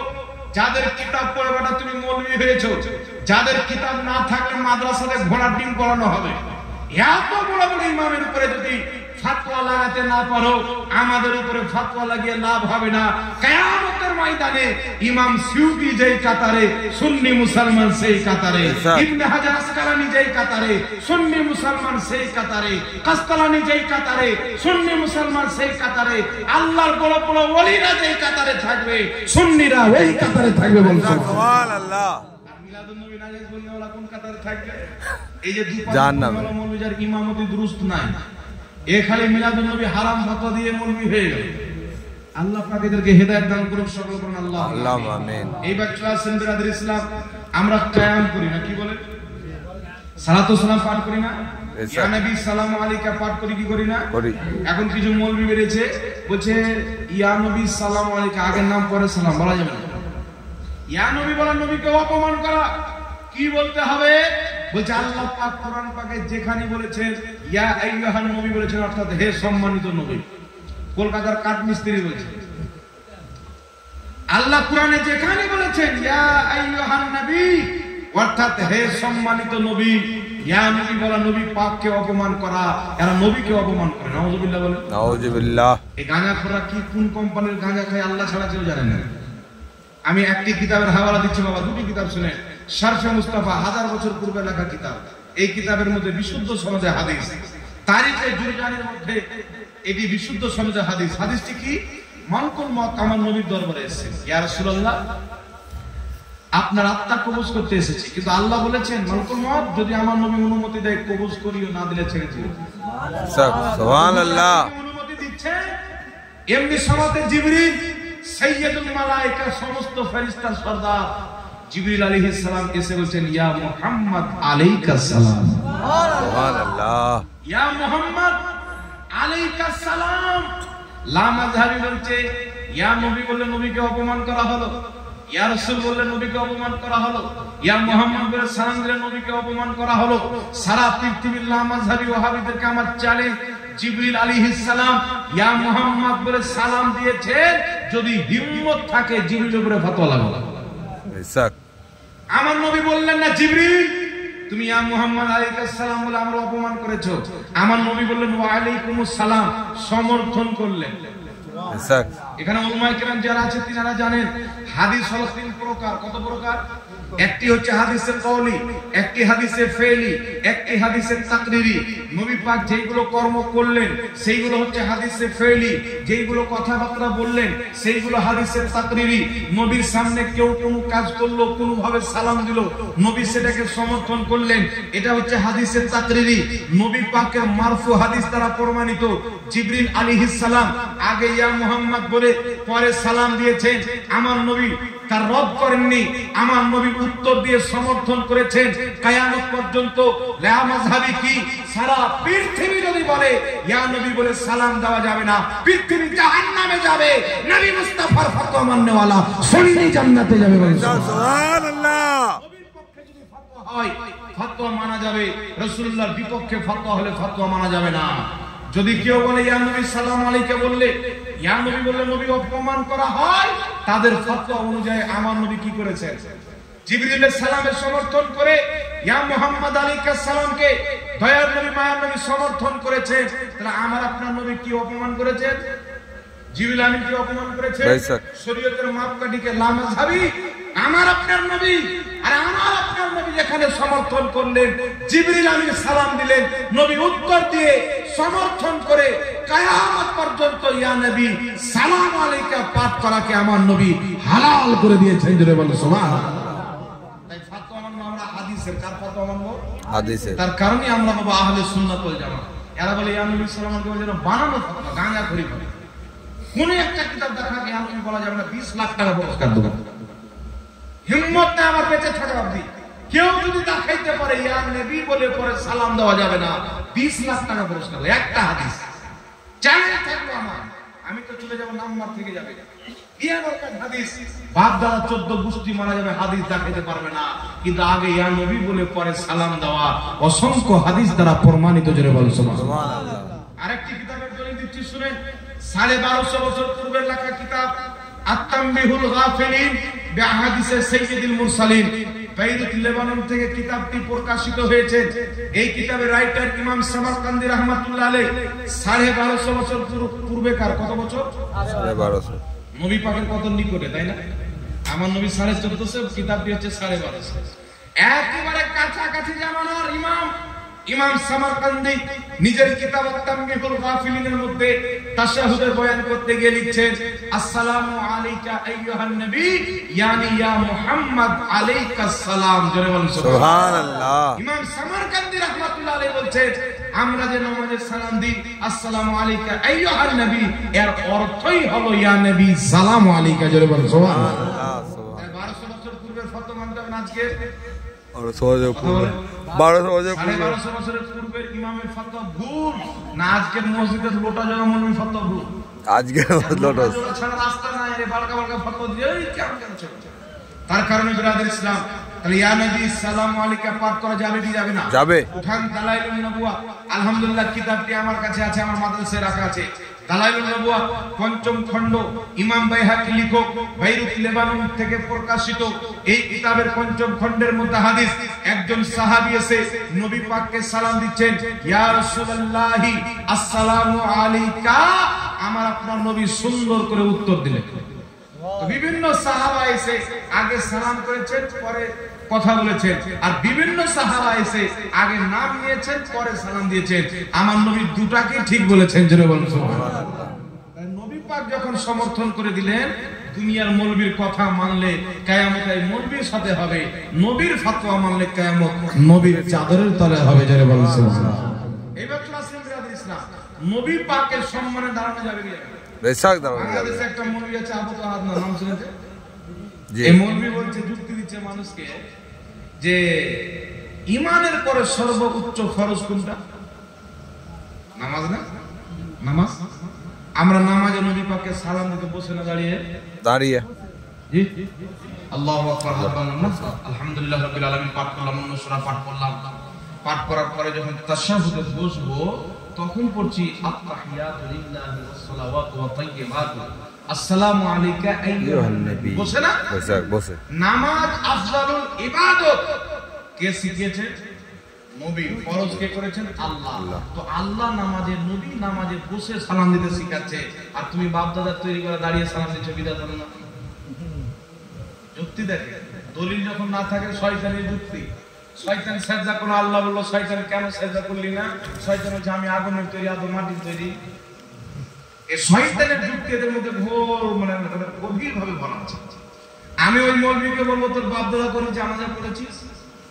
আর যদি জানাজা পড়ে থাকিস তাহলে আমাকে বলো জানাজার নামাজে সালামটা দাঁড়িয়ে দিয়েছিল না বসে দিয়েছিল? বেটার 5 ওয়াক্তের নামাজ মনে আছে, জানাজার নামাজটা ভুলে গেছে। মানে 5 ওয়াক্তের নামাজ তো প্রত্যেকদিন হয়, আর জানাজার নামাজ তো প্রত্যেকদিন হয় না, নাকি বলে? জানাজার নামাজে বাবু দাঁড়িয়ে আছে, আল্লাহু আকবার, দুরূদ পড়ছে, আল্লাহুম্মা সাল্লি আলা মুহাম্মাদ ওয়া আলা আলি মুহাম্মাদ কামা সাল্লাইতা আলা ইব্রাহিম ওয়া আলা আলি ইব্রাহিম ইন্নাকা হামিদুম মাজিদ। নবীর উপরেও দাঁড়িয়ে সালাম দিচ্ছে, নবীর আলের উপরেও দিচ্ছে, জোরে বলেন সুবহানাল্লাহ। নবীর উপরেও দাঁড়িয়ে সালাম, নবীর আলের উপরেও। আর শেষে বলা হচ্ছে আসসালামু আলাইকুম ওয়া রাহমাতুল্লাহ, আসসালামু আলাইকুম ওয়া রাহমাতুল্লাহ। দাঁড়িয়ে আছে না বসে? দাঁড়িয়ে। সবাই একসাথে না একের পরে এক সম্মিলিতভাবে সালামটা ফিরাই না একের পরে এক? সম্মিলিতভাবে। সাহেব আগে বলছেন 1 মিনিট পর ডান দিকের মুক্তাদি, তারপরে 1 মিনিট পর আরেকটা, 1 মিনিট পর আরেকটা, দেখা যাবে লাশ সরে যাবে, মাটি দিতে পাবে না। সবাই মিলে বলছে আসসালামু আলাইকুম ওয়া রাহমাতুল্লাহ। আমি একজন মুর্শিদকে জিজ্ঞাসা করেছিলাম ট্রেনে, আচ্ছা বলো তো জানাজার নামাজে যে সালামটা ফেরাও কাকে সালাম দাও? দাঁড়িয়ে দাও না বসে? ফেসে গেল, মাথায় হাত দিয়ে দিয়েছে। বলছে তো জ্বরে হাত দিয়ে দিয়েছে রে, আমরা কাকে সালাম দাও বলো? বলছে ওটা তো নবীকে দিন, না ফেরেশতাকে দিন। এই যে 2 ঘরে ফেরেশতা থাকে, আমি বললাম চলো তোমার কথা অনুযায়ী ফেরেশতাকে দাও। তো দাঁড়িয়ে সম্মিলিত ভাবে যদি ফেরেশতাকে সালাম দেওয়া যায় হয়, দয়ার নবী মায়ার নবীকে সালাম দেওয়া তার চাইতে আরো বেশি যায়, জোরে বলুন সুবহানাল্লাহ। আর যাদের নিকটে দাঁড়িয়ে সালাম দেওয়া না যায়, জানাজার নামাজ জামাটা বসে পড়তে হবে, দাঁড়িয়ে পড়া যাবে না। খুতবাতে সালাম দাঁড়িয়ে দেওয়া যাবে না, বসে খুতবা পড়তে হবে। কোনদিন দাঁড়িয়ে বক্তব্য দেওয়া যাবে না। চায়ের দোকানে পরিবেশ করলে সালামটা দাঁড়িয়ে আগে বসতে হবে, তারপরে সালাম দিতে হবে। কারণ দাঁড়িয়েও সালাম দেওয়া যায়, বসেও সালাম দেওয়া যায়। আমরা নবী পাকের সম্মানকে কেন্দ্র করে দাঁড়াই, কারণ নবীর সম্মানে দাঁড়ানো সুন্নাতে সাহাবা, জোরে বলেন সুবহানাল্লাহ। উঠান আবু দাউদ শরীফ, উঠান মিশকাত শরীফ, বাবু মা জাআ ফিল কিয়ামের মধ্যে স্পষ্টভাবে হাদিস লিপিবদ্ধ। যে হাদিসকে ইমাম নববী সহিহ বলেছেন, যে হাদিসকে লা মাযহাবিদের গুরু মুবারকপুরি সহিহ বলেছেন। হাদিসটি কি? আমার আপনার নবী বসে আছেন, বক্তব্য দিচ্ছেন, বক্তব্য দিতে দিতে বক্তব্য দেওয়া শেষ, আমার নবী উঠে যেতে লাগবেন। সাহাবায়ে কেরাম বলেন নবী পাক যখন দাঁড়াতেন, কুমনা কিয়ামা, আমরা সবাই নবীর সম্মানে দাঁড়িয়ে যেতাম। অতক্ষণ পর্যন্ত দাঁড়িয়ে থাকতাম যতক্ষণ পর্যন্ত দয়ার নবী মায়ার নবী নিজের স্ত্রী গণের মধ্যে কোন একজনের হুজরাতে পরিবেশ না করতেন, আমরা নবীর সম্মানে দাঁড়িয়ে থাকতাম, জোরে বলতে হবে সুবহানাল্লাহ। আরেকটি হাদিস শুনেন, বুখারী শরীফের মধ্যে হাদিস, দয়ার নবী মায়ার নবী সাল্লাল্লাহু আলাইহি সাল্লাম বসে আছেন, একজন সাহাবী আসছেন, যেই সাহাবীকে আমার নবী অন্য সাহাবার সরদার বানিয়েছিলেন। তিনি যখন সাওয়ারি থেকে নামলেন, আমার নবী বললেন অন্য সাহাবীদেরকে, কুমু ইলা সাইয়্যিদিকুম, তোমরা তোমাদের সরদারের সম্মানে দাঁড়িয়ে যাও। জোরে বলবেন না সুবহানাল্লাহ। সুবহানাল্লাহ। আর কারণে উঠান কিতাব আবু দাউদ শরীফের মধ্যে হাদিস, দয়ার নবী মায়ার নবীর দরবারে সাহাবা বলে যখন মা ফাতেমা আসতেন, মা ফাতেমার সম্মানে নবী মুস্তাফা দাঁড়িয়ে যেতেন, নবী মুস্তাফা মা ফাতেমার নিকটে যেতেন, মা ফাতেমা নবীর সম্মানে দাঁড়িয়ে যেতেন। যার কারণে ইমাম ইবনে হাজার আসকালানী বুখারী শরীফের সারা ফাতহুল বারীর মধ্যে লিখেছেন নিজের পীর ও মুর্শিদের সম্মানে, হক্কানি আলিমের সম্মানে দাঁড়িয়ে যাওয়াটা হচ্ছে মুস্তাহাব পর্যায়ের নেকির কাজ। জোরে বলতে হবে সুবহানাল্লাহ। ইমাম বাইহাকী বলেছেন যায়, ইমাম নুরউদ্দিন হালবি রাহমাতুল্লাহ আলাইহি সিরাতে হালবিয়া বেইরুত লেবাননের ছাপ, আলহামদুলিল্লাহ কিতাবটি আমার কাছে আছে। এই কিতাবের মধ্যে লিখেছে সম্মানিত ব্যক্তির সম্মানে দাঁড়ানো এটা মুস্তাহাব, জায়েজ আছে। জোরে বল সুবহানাল্লাহ। তার কারণে আমরা নবীর সম্মানে দাঁড়াই, সাহাবার সুন্নাতকে আমরা মানি। কারণ আমার নবী বলেছেন মা আনা আলাইহি ওয়া সাহবি, যে আমার সাহাবীর তরিকাতে চলবে তারাই হবে জান্নাতি। দাঁড়িয়ে নবীকে রেসপেক্ট করা সাহাবায়ে কেরামের তরিকা, সাহাবায়ে কেরামের তরিকা, সুন্নিদের তরিকা। জোরে বল সুবহানাল্লাহ। আরেকটু জোরে হবে না সুবহানাল্লাহ। বুঝতে পেরেছেন বাবা? এবার স্পষ্ট ফতোয়া লাগবে কি লাগবে না? চারটা কিতাব থেকে স্পষ্ট ফতোয়া দেব। একটি কিতাব শুনে, এই যে বর্তমানে পোল্ট্রি মুরগি বলেছেন কায়ামের বয়স হলো 150 বছর, কিন্তু 500 বছর পূর্বে কমবেশ ইমাম ইবনে হাজার আসকালানী একটি কিতাব লিখেছেন মওলুদে কবির। এই কিতাবের মধ্যে লিখেছেন যে মিলাদের কিয়াম, যে দাঁড়িয়ে ইয়া নবী সাল্লাল্লাহু আলাইহি পাঠ করি, ইমাম ইবনে হাজার আসকালানী বলেছেন নবীর সম্মানে এই রকম কিয়াম করা মুস্তাহাব। সুবহানাল্লাহ। ইমাম নুরউদ্দিন হালবি কমবেশ 400 বছর পূর্বের ইমাম, নিজের কিতাব সিরাতে হালবিয়ার মধ্যে লিখেছেন কিয়াম করা মুস্তাহাব। ইমাম আব্দুল হক মুহাদ্দিস দেহলভী 450 বছর পূর্বের মুহাদ্দিস, বাংলাদেশ, পাকিস্তান, ভারতের সবচাইতে বড় মুহাদ্দিস, যিনি ইলমে হাদিস মদিনা শরীফ থেকে সর্বপ্রথম ভারতে নিয়ে এসেছিলেন, তিনি নিজের কিতাব আখবারুল আখিয়ারের 634 পৃষ্ঠার মধ্যে লিখছেন নবী পাককে দাঁড়িয়ে সালাম দেওয়া এর চাইতে ভালো কাজ আর কি হতে পারে। জোরে বলুন সুবহানাল্লাহ। এইবার ক্লাসের তাবলীগী জামাত এবং দেওবন্দীদের গ্রহণযোগ্য কিতাব আল মুহান্নাদ আল মুফান্নাদ 71 নম্বর পৃষ্ঠার মধ্যে লেখা আছে কিয়ামকে অস্বীকার করা ভুল, কারণ অসংখ্য ইমামগণ নবী পাকের সম্মানে দাঁড়ানোকে মুস্তাহাসান লিখেছেন। জোরে বলুন সুবহানাল্লাহ। তার কারণে বিরাদর ইসলাম দেওবন্দী তাবলীগী জামাতের অনেক কিতাবের মধ্যে কিয়াম করা যায় লেখা, কিন্তু বিরাদর ইসলাম মানুষকে অন্ধ বানিয়ে রাখা কিছু মৌলবীর চরিত্র হয়েছে, এদের কারণে ফিরকা তৈরি না, কি বলেন? বেশক এদের কারণে ফিরকা তৈরি হয়। তার কারণে দাঁড়িয়ে নবী পাককে সম্মান করা জায়েজ আছে, ইয়া নবী সালামু আলাইকা পাঠ করা জায়েজ আছে।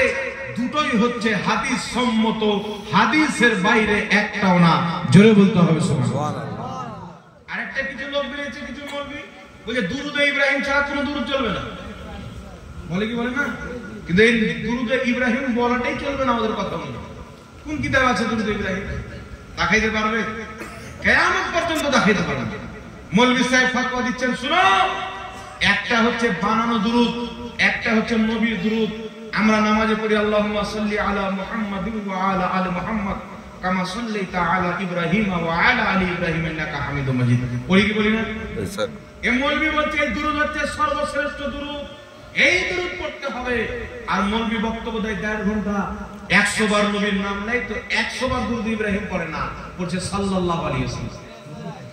পড়ি কি বলেন? স্যার তো বেটা দুরূদ ইব্রাহিম কানা গেল?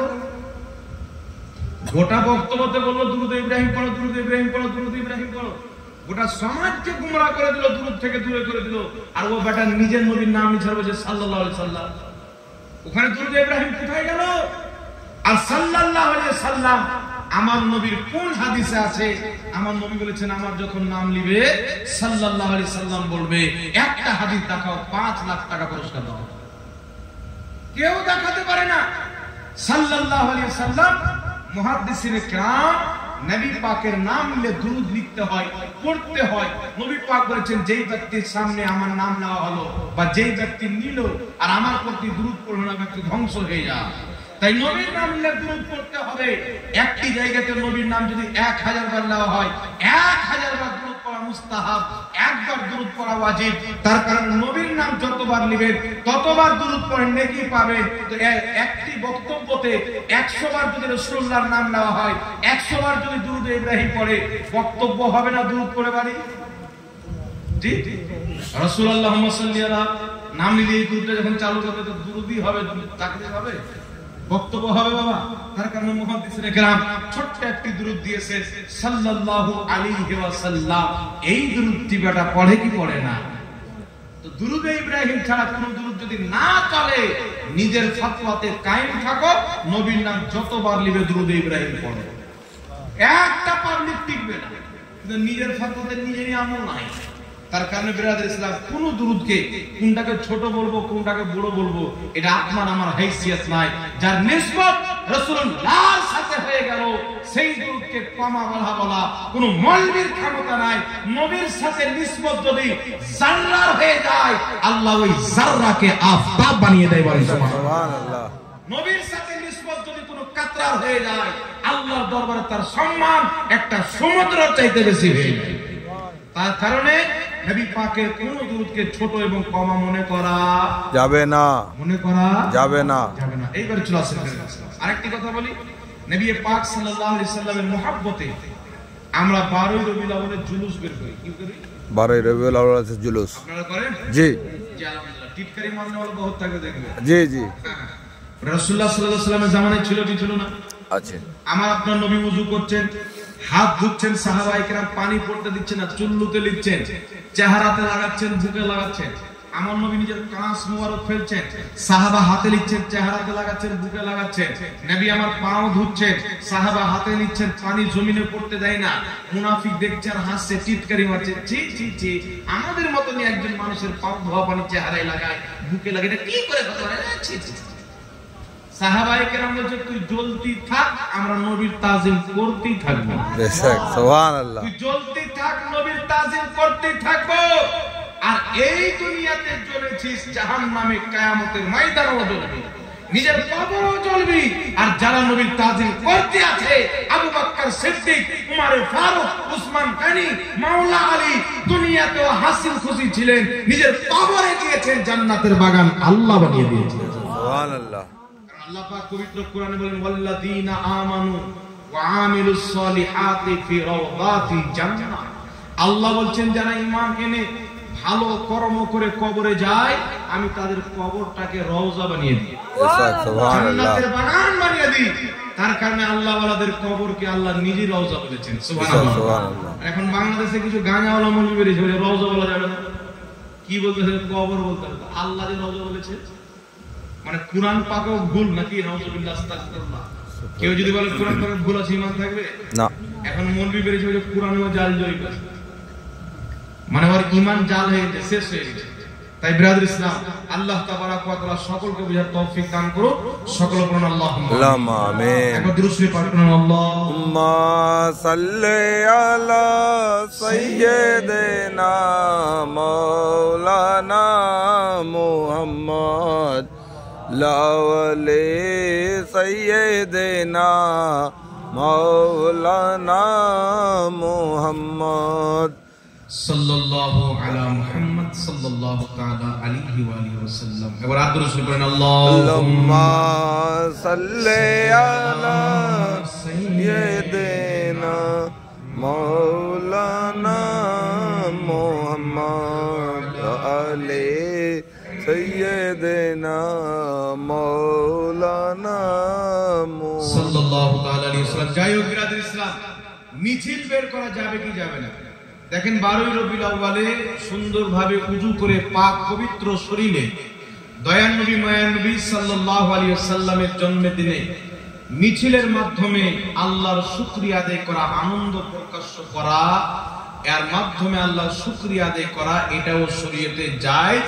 এটা সাহাবায়ে কেরামের আমল দ্বারা প্রমাণিত। বলেন সুবহানাল্লাহ। কেমন প্রমাণিত?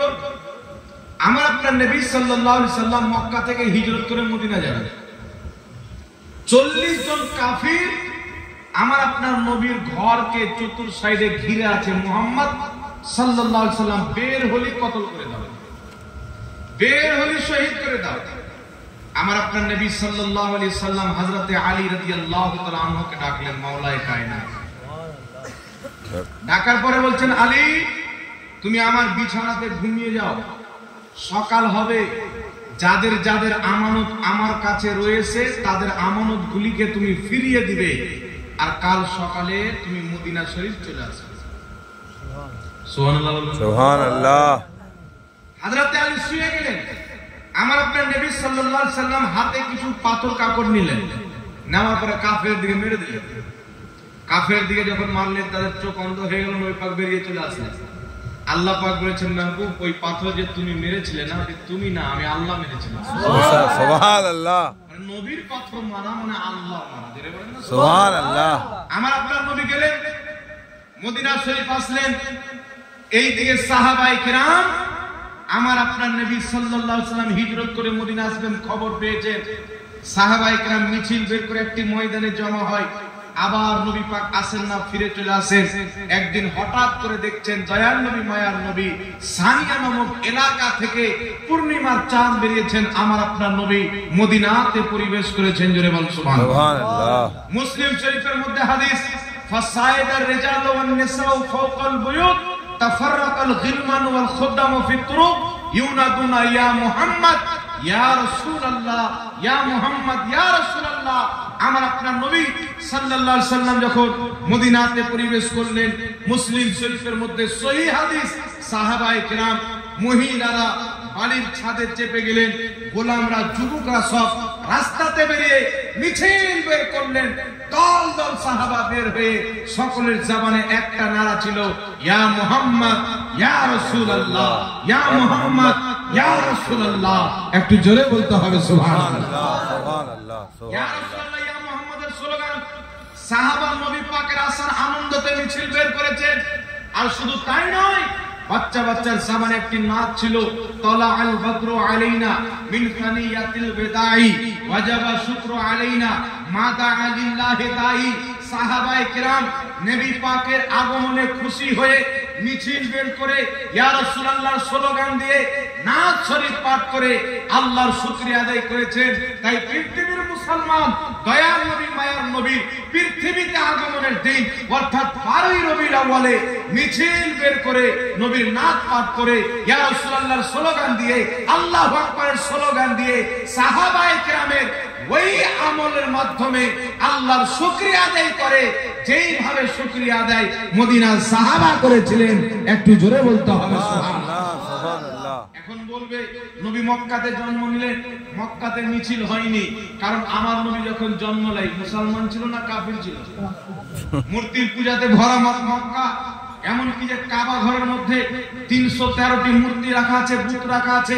আমার আপনার নবী দুনিয়াতে এসে মক্কাতে এসে মক্কাতে মুসলমান না থাকার কারণে জুলুস হয়নি, মিছিল হয়নি, কিন্তু মদিনাতে মুসলমান ছিল। আমার আপনার নবী মক্কা থেকে যখন হিজরত করে মদিনাতে যায়, মুসলমানরা থাকতে পারেনি, আনন্দ হয়ে মিছিল বের করেছেন। জোরে বলতে হবে সুবহানাল্লাহ। তাই নবী পাকের আগমনে মুসলমান মিছিল বের করে, এর মাধ্যমে আল্লাহর শুকরিয়া আদায় করে। কি ক্ষতি আছে? কোন গান বাজনা বাজান কি? কাউকে গালি দেন কি? সুন্দরভাবে উজু করে মাথায় টুপি দিয়ে ইসলামিক লেবাস পরে আল্লাহ রাসূলের ওলিগুলের স্লোগান দিয়ে নাচ শরীফ দুরূদ শরীফ পাঠ করে ওই মিছিলটা বের করা, এই মিছিল সাহাবায়ে কেরাম বের করেছিলেন। জোরে বলুন সুবহানাল্লাহ। আরেকটি সূরা আল্লাহ তাবারাক ওয়া তাআলার প্রিয় হাবিব ইউসুফ আলাইহিস সালাম, আল্লাহ পাকের একজন পয়গম্বর ছিলেন। ইউসুফ আলাইহিস সালাম যখন মিশরের বাদশা হলেন, তিনার বাপ ইয়াকুব আলাইহিস সালাম খবর পেলেন আমার বেটা মিশরের বাদশা হয়ে গেছেন, মিশরের রাজা হয়ে গেছেন। ইয়াকুব আলাইহিস সালাম ইহুদার ঘাড়ে টেক লাগিয়ে নিজের ফ্যামিলিকে নিয়ে ইউসুফ নবীর দরবারে যাচ্ছেন। আর এইদিকে ইয়াকুব আলাইহিস সালাম দেখছেন সামনে হাজারো হাজার লাশকার এসেছেন, বড় বড় রেশমি কাপড়ের পতাকা নিয়ে, আর বড় বড় সাওয়ারিতে চেপে হাজার হাজার ব্যক্তি যেন মিছিল বের করে ইয়াকুব নবীর দিকে চলে আসে। ইয়াকুব আলাইহিস সালাম নিজের ছেলে ইয়াহুদাকে বলছেন, বেটা এতগুলো লস্কর কার? এগুলো ফিরৌনের তো লস্কর নয়। ইয়াহুদা বলছেন, আব্বা এইগুলো ফিরৌনের লস্কর না, তোমার ছেলে ইউসুফ, তুমি তার নিকটে আসছো বলে আনন্দ হয়ে তোমার ওয়েলকামের জন্য 40,000 ব্যক্তি ব্যক্তিকে নিয়ে মিছিল বের করেছেন জোরে বলেন সুবহানাল্লাহ। তাফসীরে রুহুল বায়ানের মধ্যে স্পষ্টভাবে লেখা আছে, হাদিসটি উল্লেখ করা আছে যে ইউসুফ আলাইহিস সালাম নিজের বাপ ইয়াকুব আলাইহিস সালামের ওয়েলকামের জন্য, স্বাগতের জন্য 40,000 জনগণকে নিয়ে মিছিল বের করেছিলেন। আর ওই মিছিলে বড় বড় রেশমি পতাকা ছিল। হযরত ইয়াকুব আলাইহিস সালাম যখন জিজ্ঞাসা করলেন, ইহুদা বললেন, আপনার আগমনের খুশিতে আপনার ছেলে ইউসুফ আলাইহিস সালাম 40,000 ব্যক্তিকে নিয়ে মিছিল বের করেছেন। এমনি সময় জিবরিল আলাইহিস সালাম অবতীর্ণ হয়ে বলেছিলেন, ওগো ইয়াকুব আলাইহিস সালাম, আল্লাহর পয়গম্বর একটু আকাশে তাকান, আপনি ইউসুফ নবীর দরবারে আসছেন। আপনার ছেলে ইউসুফ তো লক্ষ লক্ষ মানুষকে নিয়ে মিছিল বের করেছেন। আল্লাহ আমাকে হুকুম করেছেন, আমি জিবরিল কোটি কোটি ফেরেশতাকে নিয়ে আপনার আগমনে আকাশে মিছিল করতে আছি। জোরে বলতে হবে সুবহানাল্লাহ।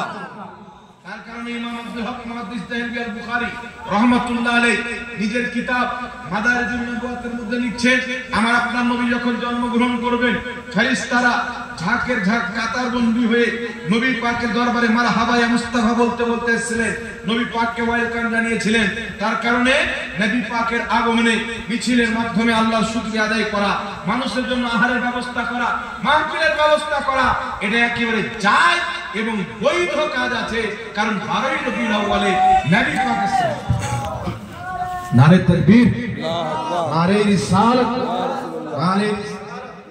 নারে হায়দারি, উলামায়ে আহলে সুন্নাত ওয়াল জামাত, মাসলাকে আলা হযরত ফয়জানে আওলাদে রাসূল, নারে তাকবীর, নারে রিসালাত, পীর का दामन नहीं छोड़ेंगे।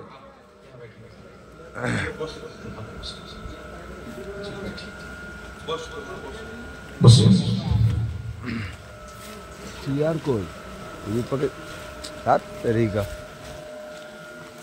सब করে যেইটা করে কোনো মানে है। सल्लल्लाहु अलैहि वसल्लम नहनु इबादु मुहम्मदिन सल्लल्लाहु अलैहि वसल्लम सलातु व सलामुन अलैका या रसूलुल्लाह सल्लल्लाहु अलैहि वसल्लम गौसे आजम बमने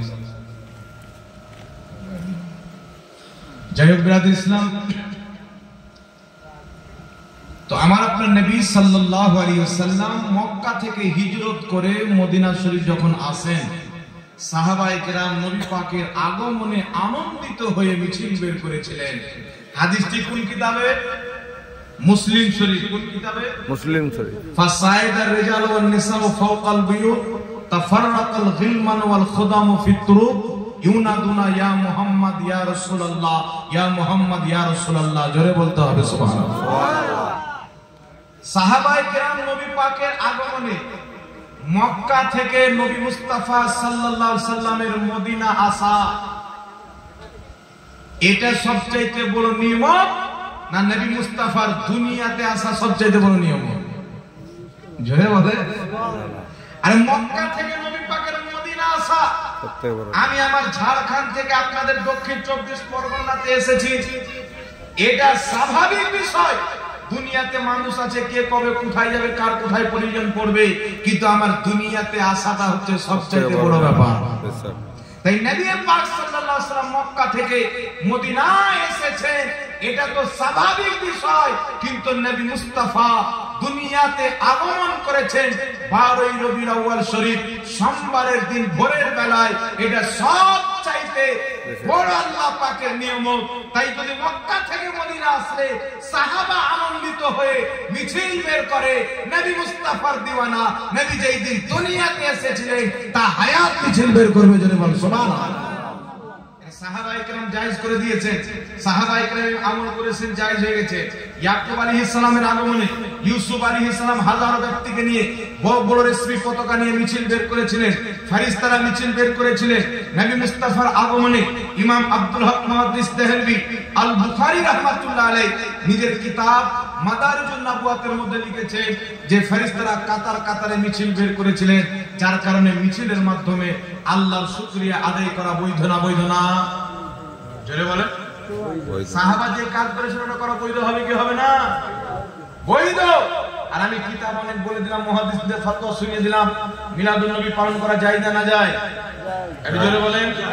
তো মুহাদ্দিসিনদের ফতোয়া যারা মানে তারা সঠিক পথে না মৌলবী লোটা জগা মৌলবী ফতোয়ানো পথে ও সঠিক পথে তারা বলেন ইমাম জালালউদ্দিন সিউতি ইমাম ইবনে হাজার আসকালানি ইমাম কাসতালানি ইমাম হালাবি ইমাম যাহাবি ইবনে তাহমিয়া এই যে যত জনের নাম নিলাম ইনারা বলছেন মিলাদুন নবী পালন করা যায় আজকে যে গেলো কাটমুনসি বলেন না যায় এরা বেশি জ্ঞানী না উনারা বেশি জ্ঞানী উনারা বেশি জ্ঞানী জি একটু জোরে বলেন উনারা বেশি জ্ঞানী আল্লাহ তাবারাক ওয়া তাআলা আমাদেরকে পূর্বের মুহাদ্দিসিনদের তরিকা মোবারক আর যারা মিলাদুন নবীকে বিদআত বলে আজকে লোটা যদি মৌলবীর ফতোয়া তাদেরকে মোবারক লিখতে নাকি বলে এটা মুকদ্দারের ব্যাপার এইবার ক্লাসের বিরাদ ইসলাম হুজুর চলেছে একটা মশলা বয়ান করে আপনাদের সম্মুখে নবী পাক সাল্লাল্লাহু আলাইহি সাল্লামের নাম মুবারককে যখন আমরা শুনি আমরা নিজের বিরুদ্ধ আঙুলকে চুমুন দিয়ে চোখে লাগাই সাল্লাল্লাহু আলাইহি ওয়াসাল্লাম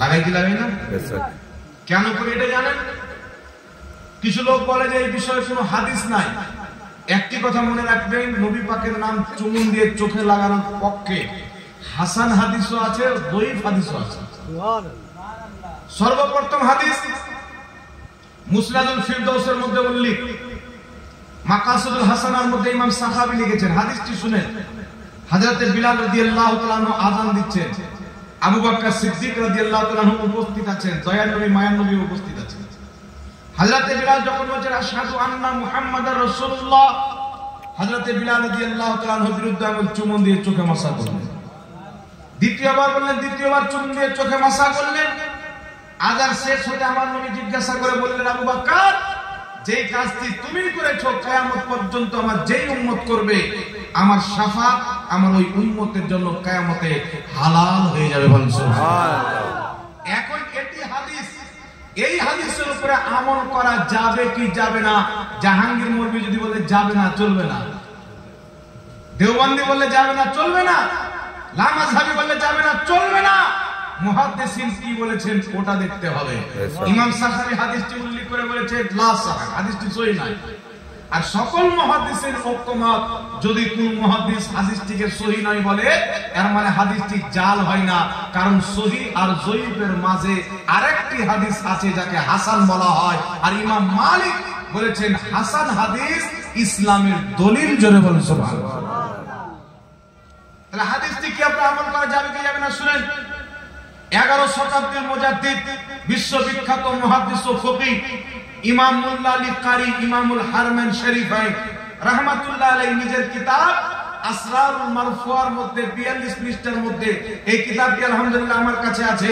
42 পৃষ্ঠার মধ্যে এই হাদিসটি উল্লেখ করে বলেছেন যে যেহেতু হাদিসের এই কাজটি আবু বকর সিদ্দিক রাদিয়াল্লাহু তাআলা আনহু থেকে প্রমাণিত তাই ইমাম মুল্লা আলী কারি বলেন আমল করার জন্য এতটুকুই যথেষ্ট জোরে বলেন সুবহানাল্লাহ তারপর আরেকজন বিশ্ববিখ্যাত ইমাম আজরুনি রাহমাতুল্লাহ আলাইহি নিজের কিতাব কাশফুল খাফা বাইরুত লেবাননের ছাপ 82 নম্বর পৃষ্ঠার মধ্যে এই বক্তব্যকে উল্লেখ করে তিনিও সমর্থন করে বলেছেন যে নবী পাক সাল্লাল্লাহু আলাইহি সাল্লামের নাম আবু বকর সিদ্দিক চুমেছেন এই আমলটি যেহেতু আবু বকর সিদ্দিক থেকে প্রমাণিত আমল করার জন্য এতটুকু যথেষ্ট তার কারণে ইমাম মুল্লা আলী কারি নিজের কিতাব শারহে নুকায়ের মধ্যে লিখেছেন নবী পাকের নাম শুনে বিরুদ্ধ আঙুল চুমুন দিয়ে চোখে মাসা করা মুস্তাহাব ইমাম ইবনে আবিদিন শামী ফাতাওয়া শামীর মধ্যে লিখেছেন নবীর নাম শুনে বিরুদ্ধ আঙুল চুমুন দিয়ে চোখে মাসা করা মুস্তাহাব কাজ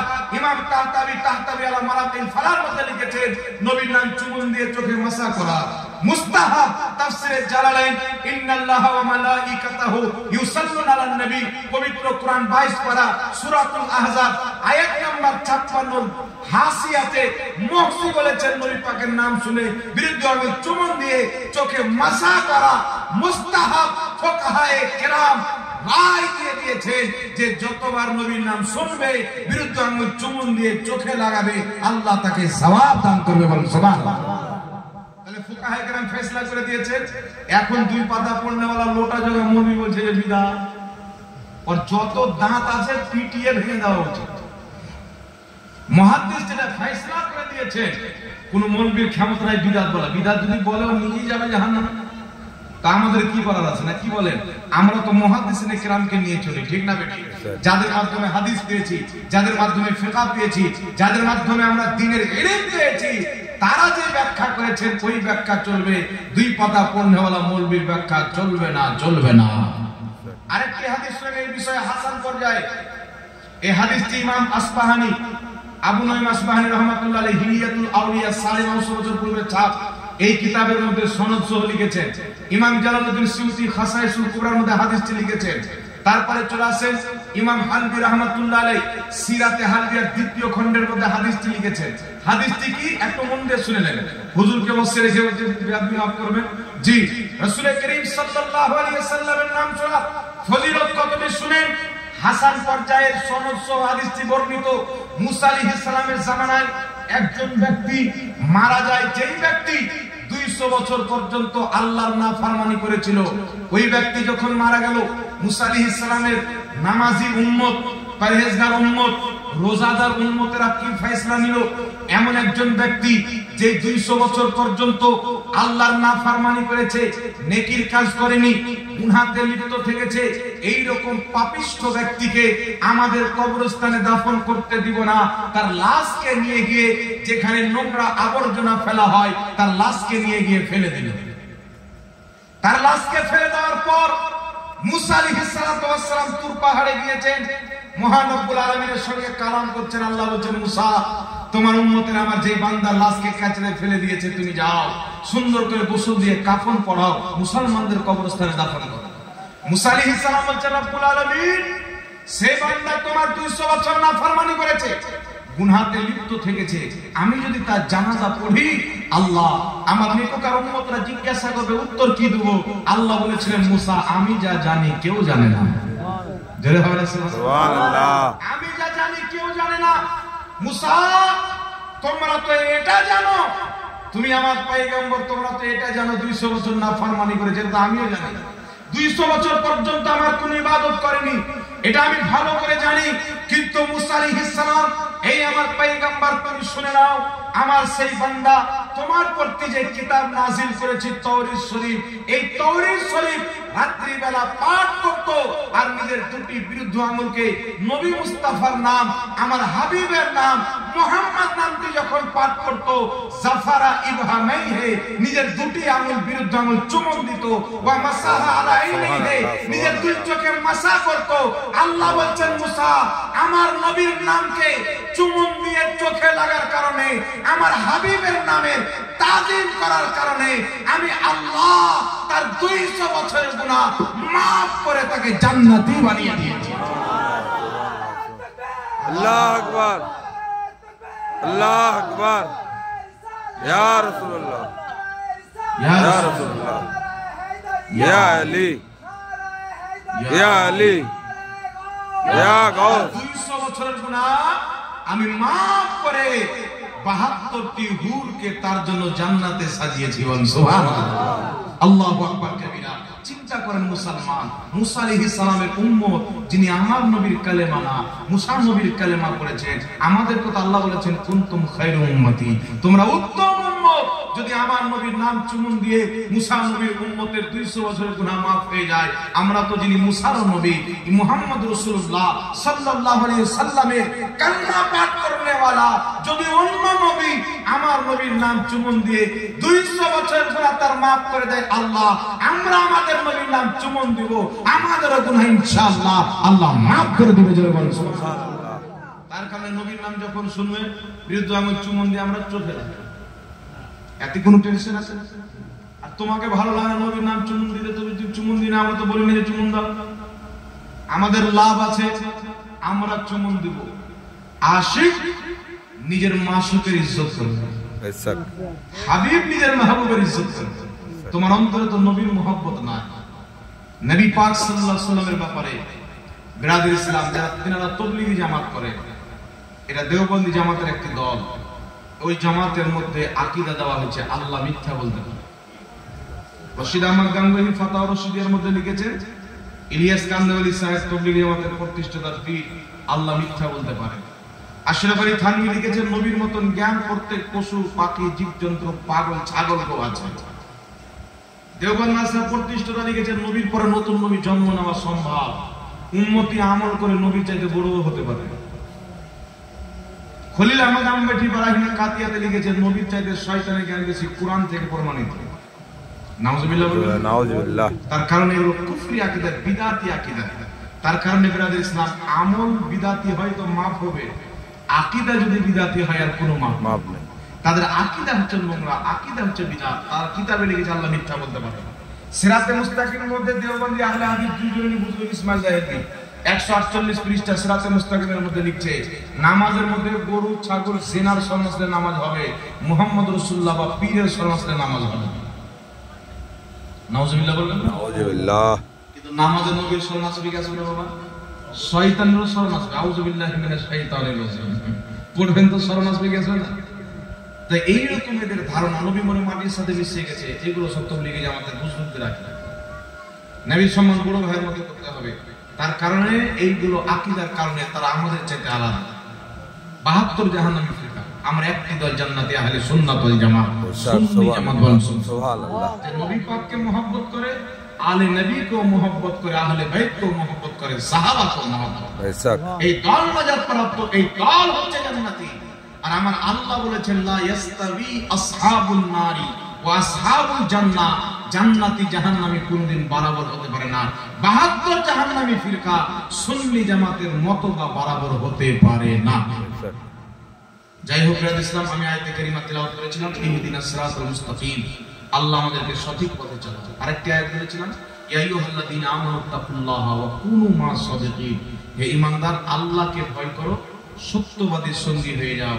তবলিগি জামাতি ভাই, আহলে হাদিস ভাইদের বুজুর্গ ইসমাইল দেহলভী সিরাতে মুস্তাকিমের মধ্যে লিখছে সত্যবাদীর সঙ্গী হয়ে যাও মানে পীরের হাতে মুরিদ হয়ে যাও। বেশক তাদেরই মুরিদ। বেশক আল্লাহ পাক হেদায়েত দান করুক, সকল করুন আল্লাহুম্মা আমিন। আল্লাহুম্মা আমিন। আপনাদের সম্মুখে পীর সাহেব কিবলা, পীরের তরিকাত রাহবারে রাহ শরিয়ত হযরত আল্লামা মাওলানা সৈয়দ শাহ সাইফুদ্দিন আলী আল কাদরি মাদ্দাজিল্লাহুল আলী শাহজাদায়ে হযরত আল্লামা কুতুবউদ্দিন আখতারুল কাদরি রাহমাতুল্লাহি আলাইহি উপস্থিত আছেন। হযরতের নুরানি হাক্কানি বায়ানাতকে শুনে তিনার নুরানি চেহারা জিয়ারত করেন। আমি অদম তিনার ডাকে ঝাড়খণ্ড থেকে এসেছি। আমার আব্বা মা আগামী 22 তারিখে হজ করতে যাবে, দোয়া করে দিবেন। আমিন। তো জি ফরজ হজ করতে যাবে, তো ছুটি নাই। তো আব্বা মাকে বললাম যে এরকম ব্যাপার, সৈয়দ সাহেব আছেন উনি ডাক দিয়েছেন, তো যেমনই সৈয়দ সাহেব শুনলে তো সব কিছু। আমরা তো আলা হযরত, আর আলা হযরত হচ্ছে সৈয়দদের পাগল। পালকিতে করে যাচ্ছে, সৈয়দ জাদা ঘাড়ে পালকি নিয়ে আছে, আলা হযরত হচ্ছেন দাঁড়িয়ে। এখানে সৈয়দ কে আছে বলছেন না, আলা হযরত রাদিয়াল্লাহু তাআলা আনহু বলছেন যে আমি তো খুশবুতে বুঝে গেছি এখানে আমার নবীর রক্তের লোক আছে। নেমে গেলেন, কে আছো কে আছো? একদিন বলছেন হুজুর আমি হচ্ছে পেটের কারণে, খিদার কারণে আমি পালকিতে আপনাকে নিয়ে যাচ্ছি, কিছু মূল্যলি পাবো, তাতে দিয়ে আমার সংসার চালাবো। কিন্তু সৈয়দজাদা ভিক্ষা যাচ্ছেন না। সুবহানাল্লাহ সুবহানাল্লাহ। যদি বলে যে আমি সৈয়দজাদা না খেয়ে আছি, হাজার লোক দেনেওয়ালা আছে না, কি বলে? আলা হযরত বলছেন আপনি চাপেন পালকিতে, আমি ঘাড়ে নিয়ে যাব। কারণ কিয়ামতে যদি নবী পাক জিজ্ঞাসা করেন আহমদ রাজা আমার শাহজাদা ঘাড়ে তুমি চেপেছিলে, আমার উত্তর কি হবে? আমি নবীর আলকে ঘাড়ে করে নিয়ে যাব কিয়ামতে। রাসূলুল্লাহ সুবহানাল্লাহ সুবহানাল্লাহ, আপনার আওলাদ সাওয়ার হয়েছে। এইরকম উনি প্রেমিক, আর আওলাদের রাসূলকে প্রেম এত করেছেন, আওলাদের রাসূলের মুহাব্বতের কারণে আল্লাহ পাক তাকে আলা হযরত বানিয়ে দিয়েছেন। সুবহানাল্লাহ। তো আপনারা দেখছেন সৈয়দজাদা এখানে উপস্থিত আছে। আল্লাহ তাবারাক ওয়া তাআলা এনাদের নেক হায়াত দান করুন, আর আপনাদের সকলকে সত্যিকারী পীর ও মুর্শিদের ফরমান মোতাবেক চলার, শরীয়ত অনুযায়ী চলার আমিন আল্লাহুম্মা আমিন। আমি নিজের বক্তব্য এখান থেকে ইতি করলাম। ওয়া আখিরু দাওয়ানা আলহামদুলিল্লাহি রাব্বিল আলামিন। আসসালামু আলাইকুম ওয়া রাহমাতুল্লাহি।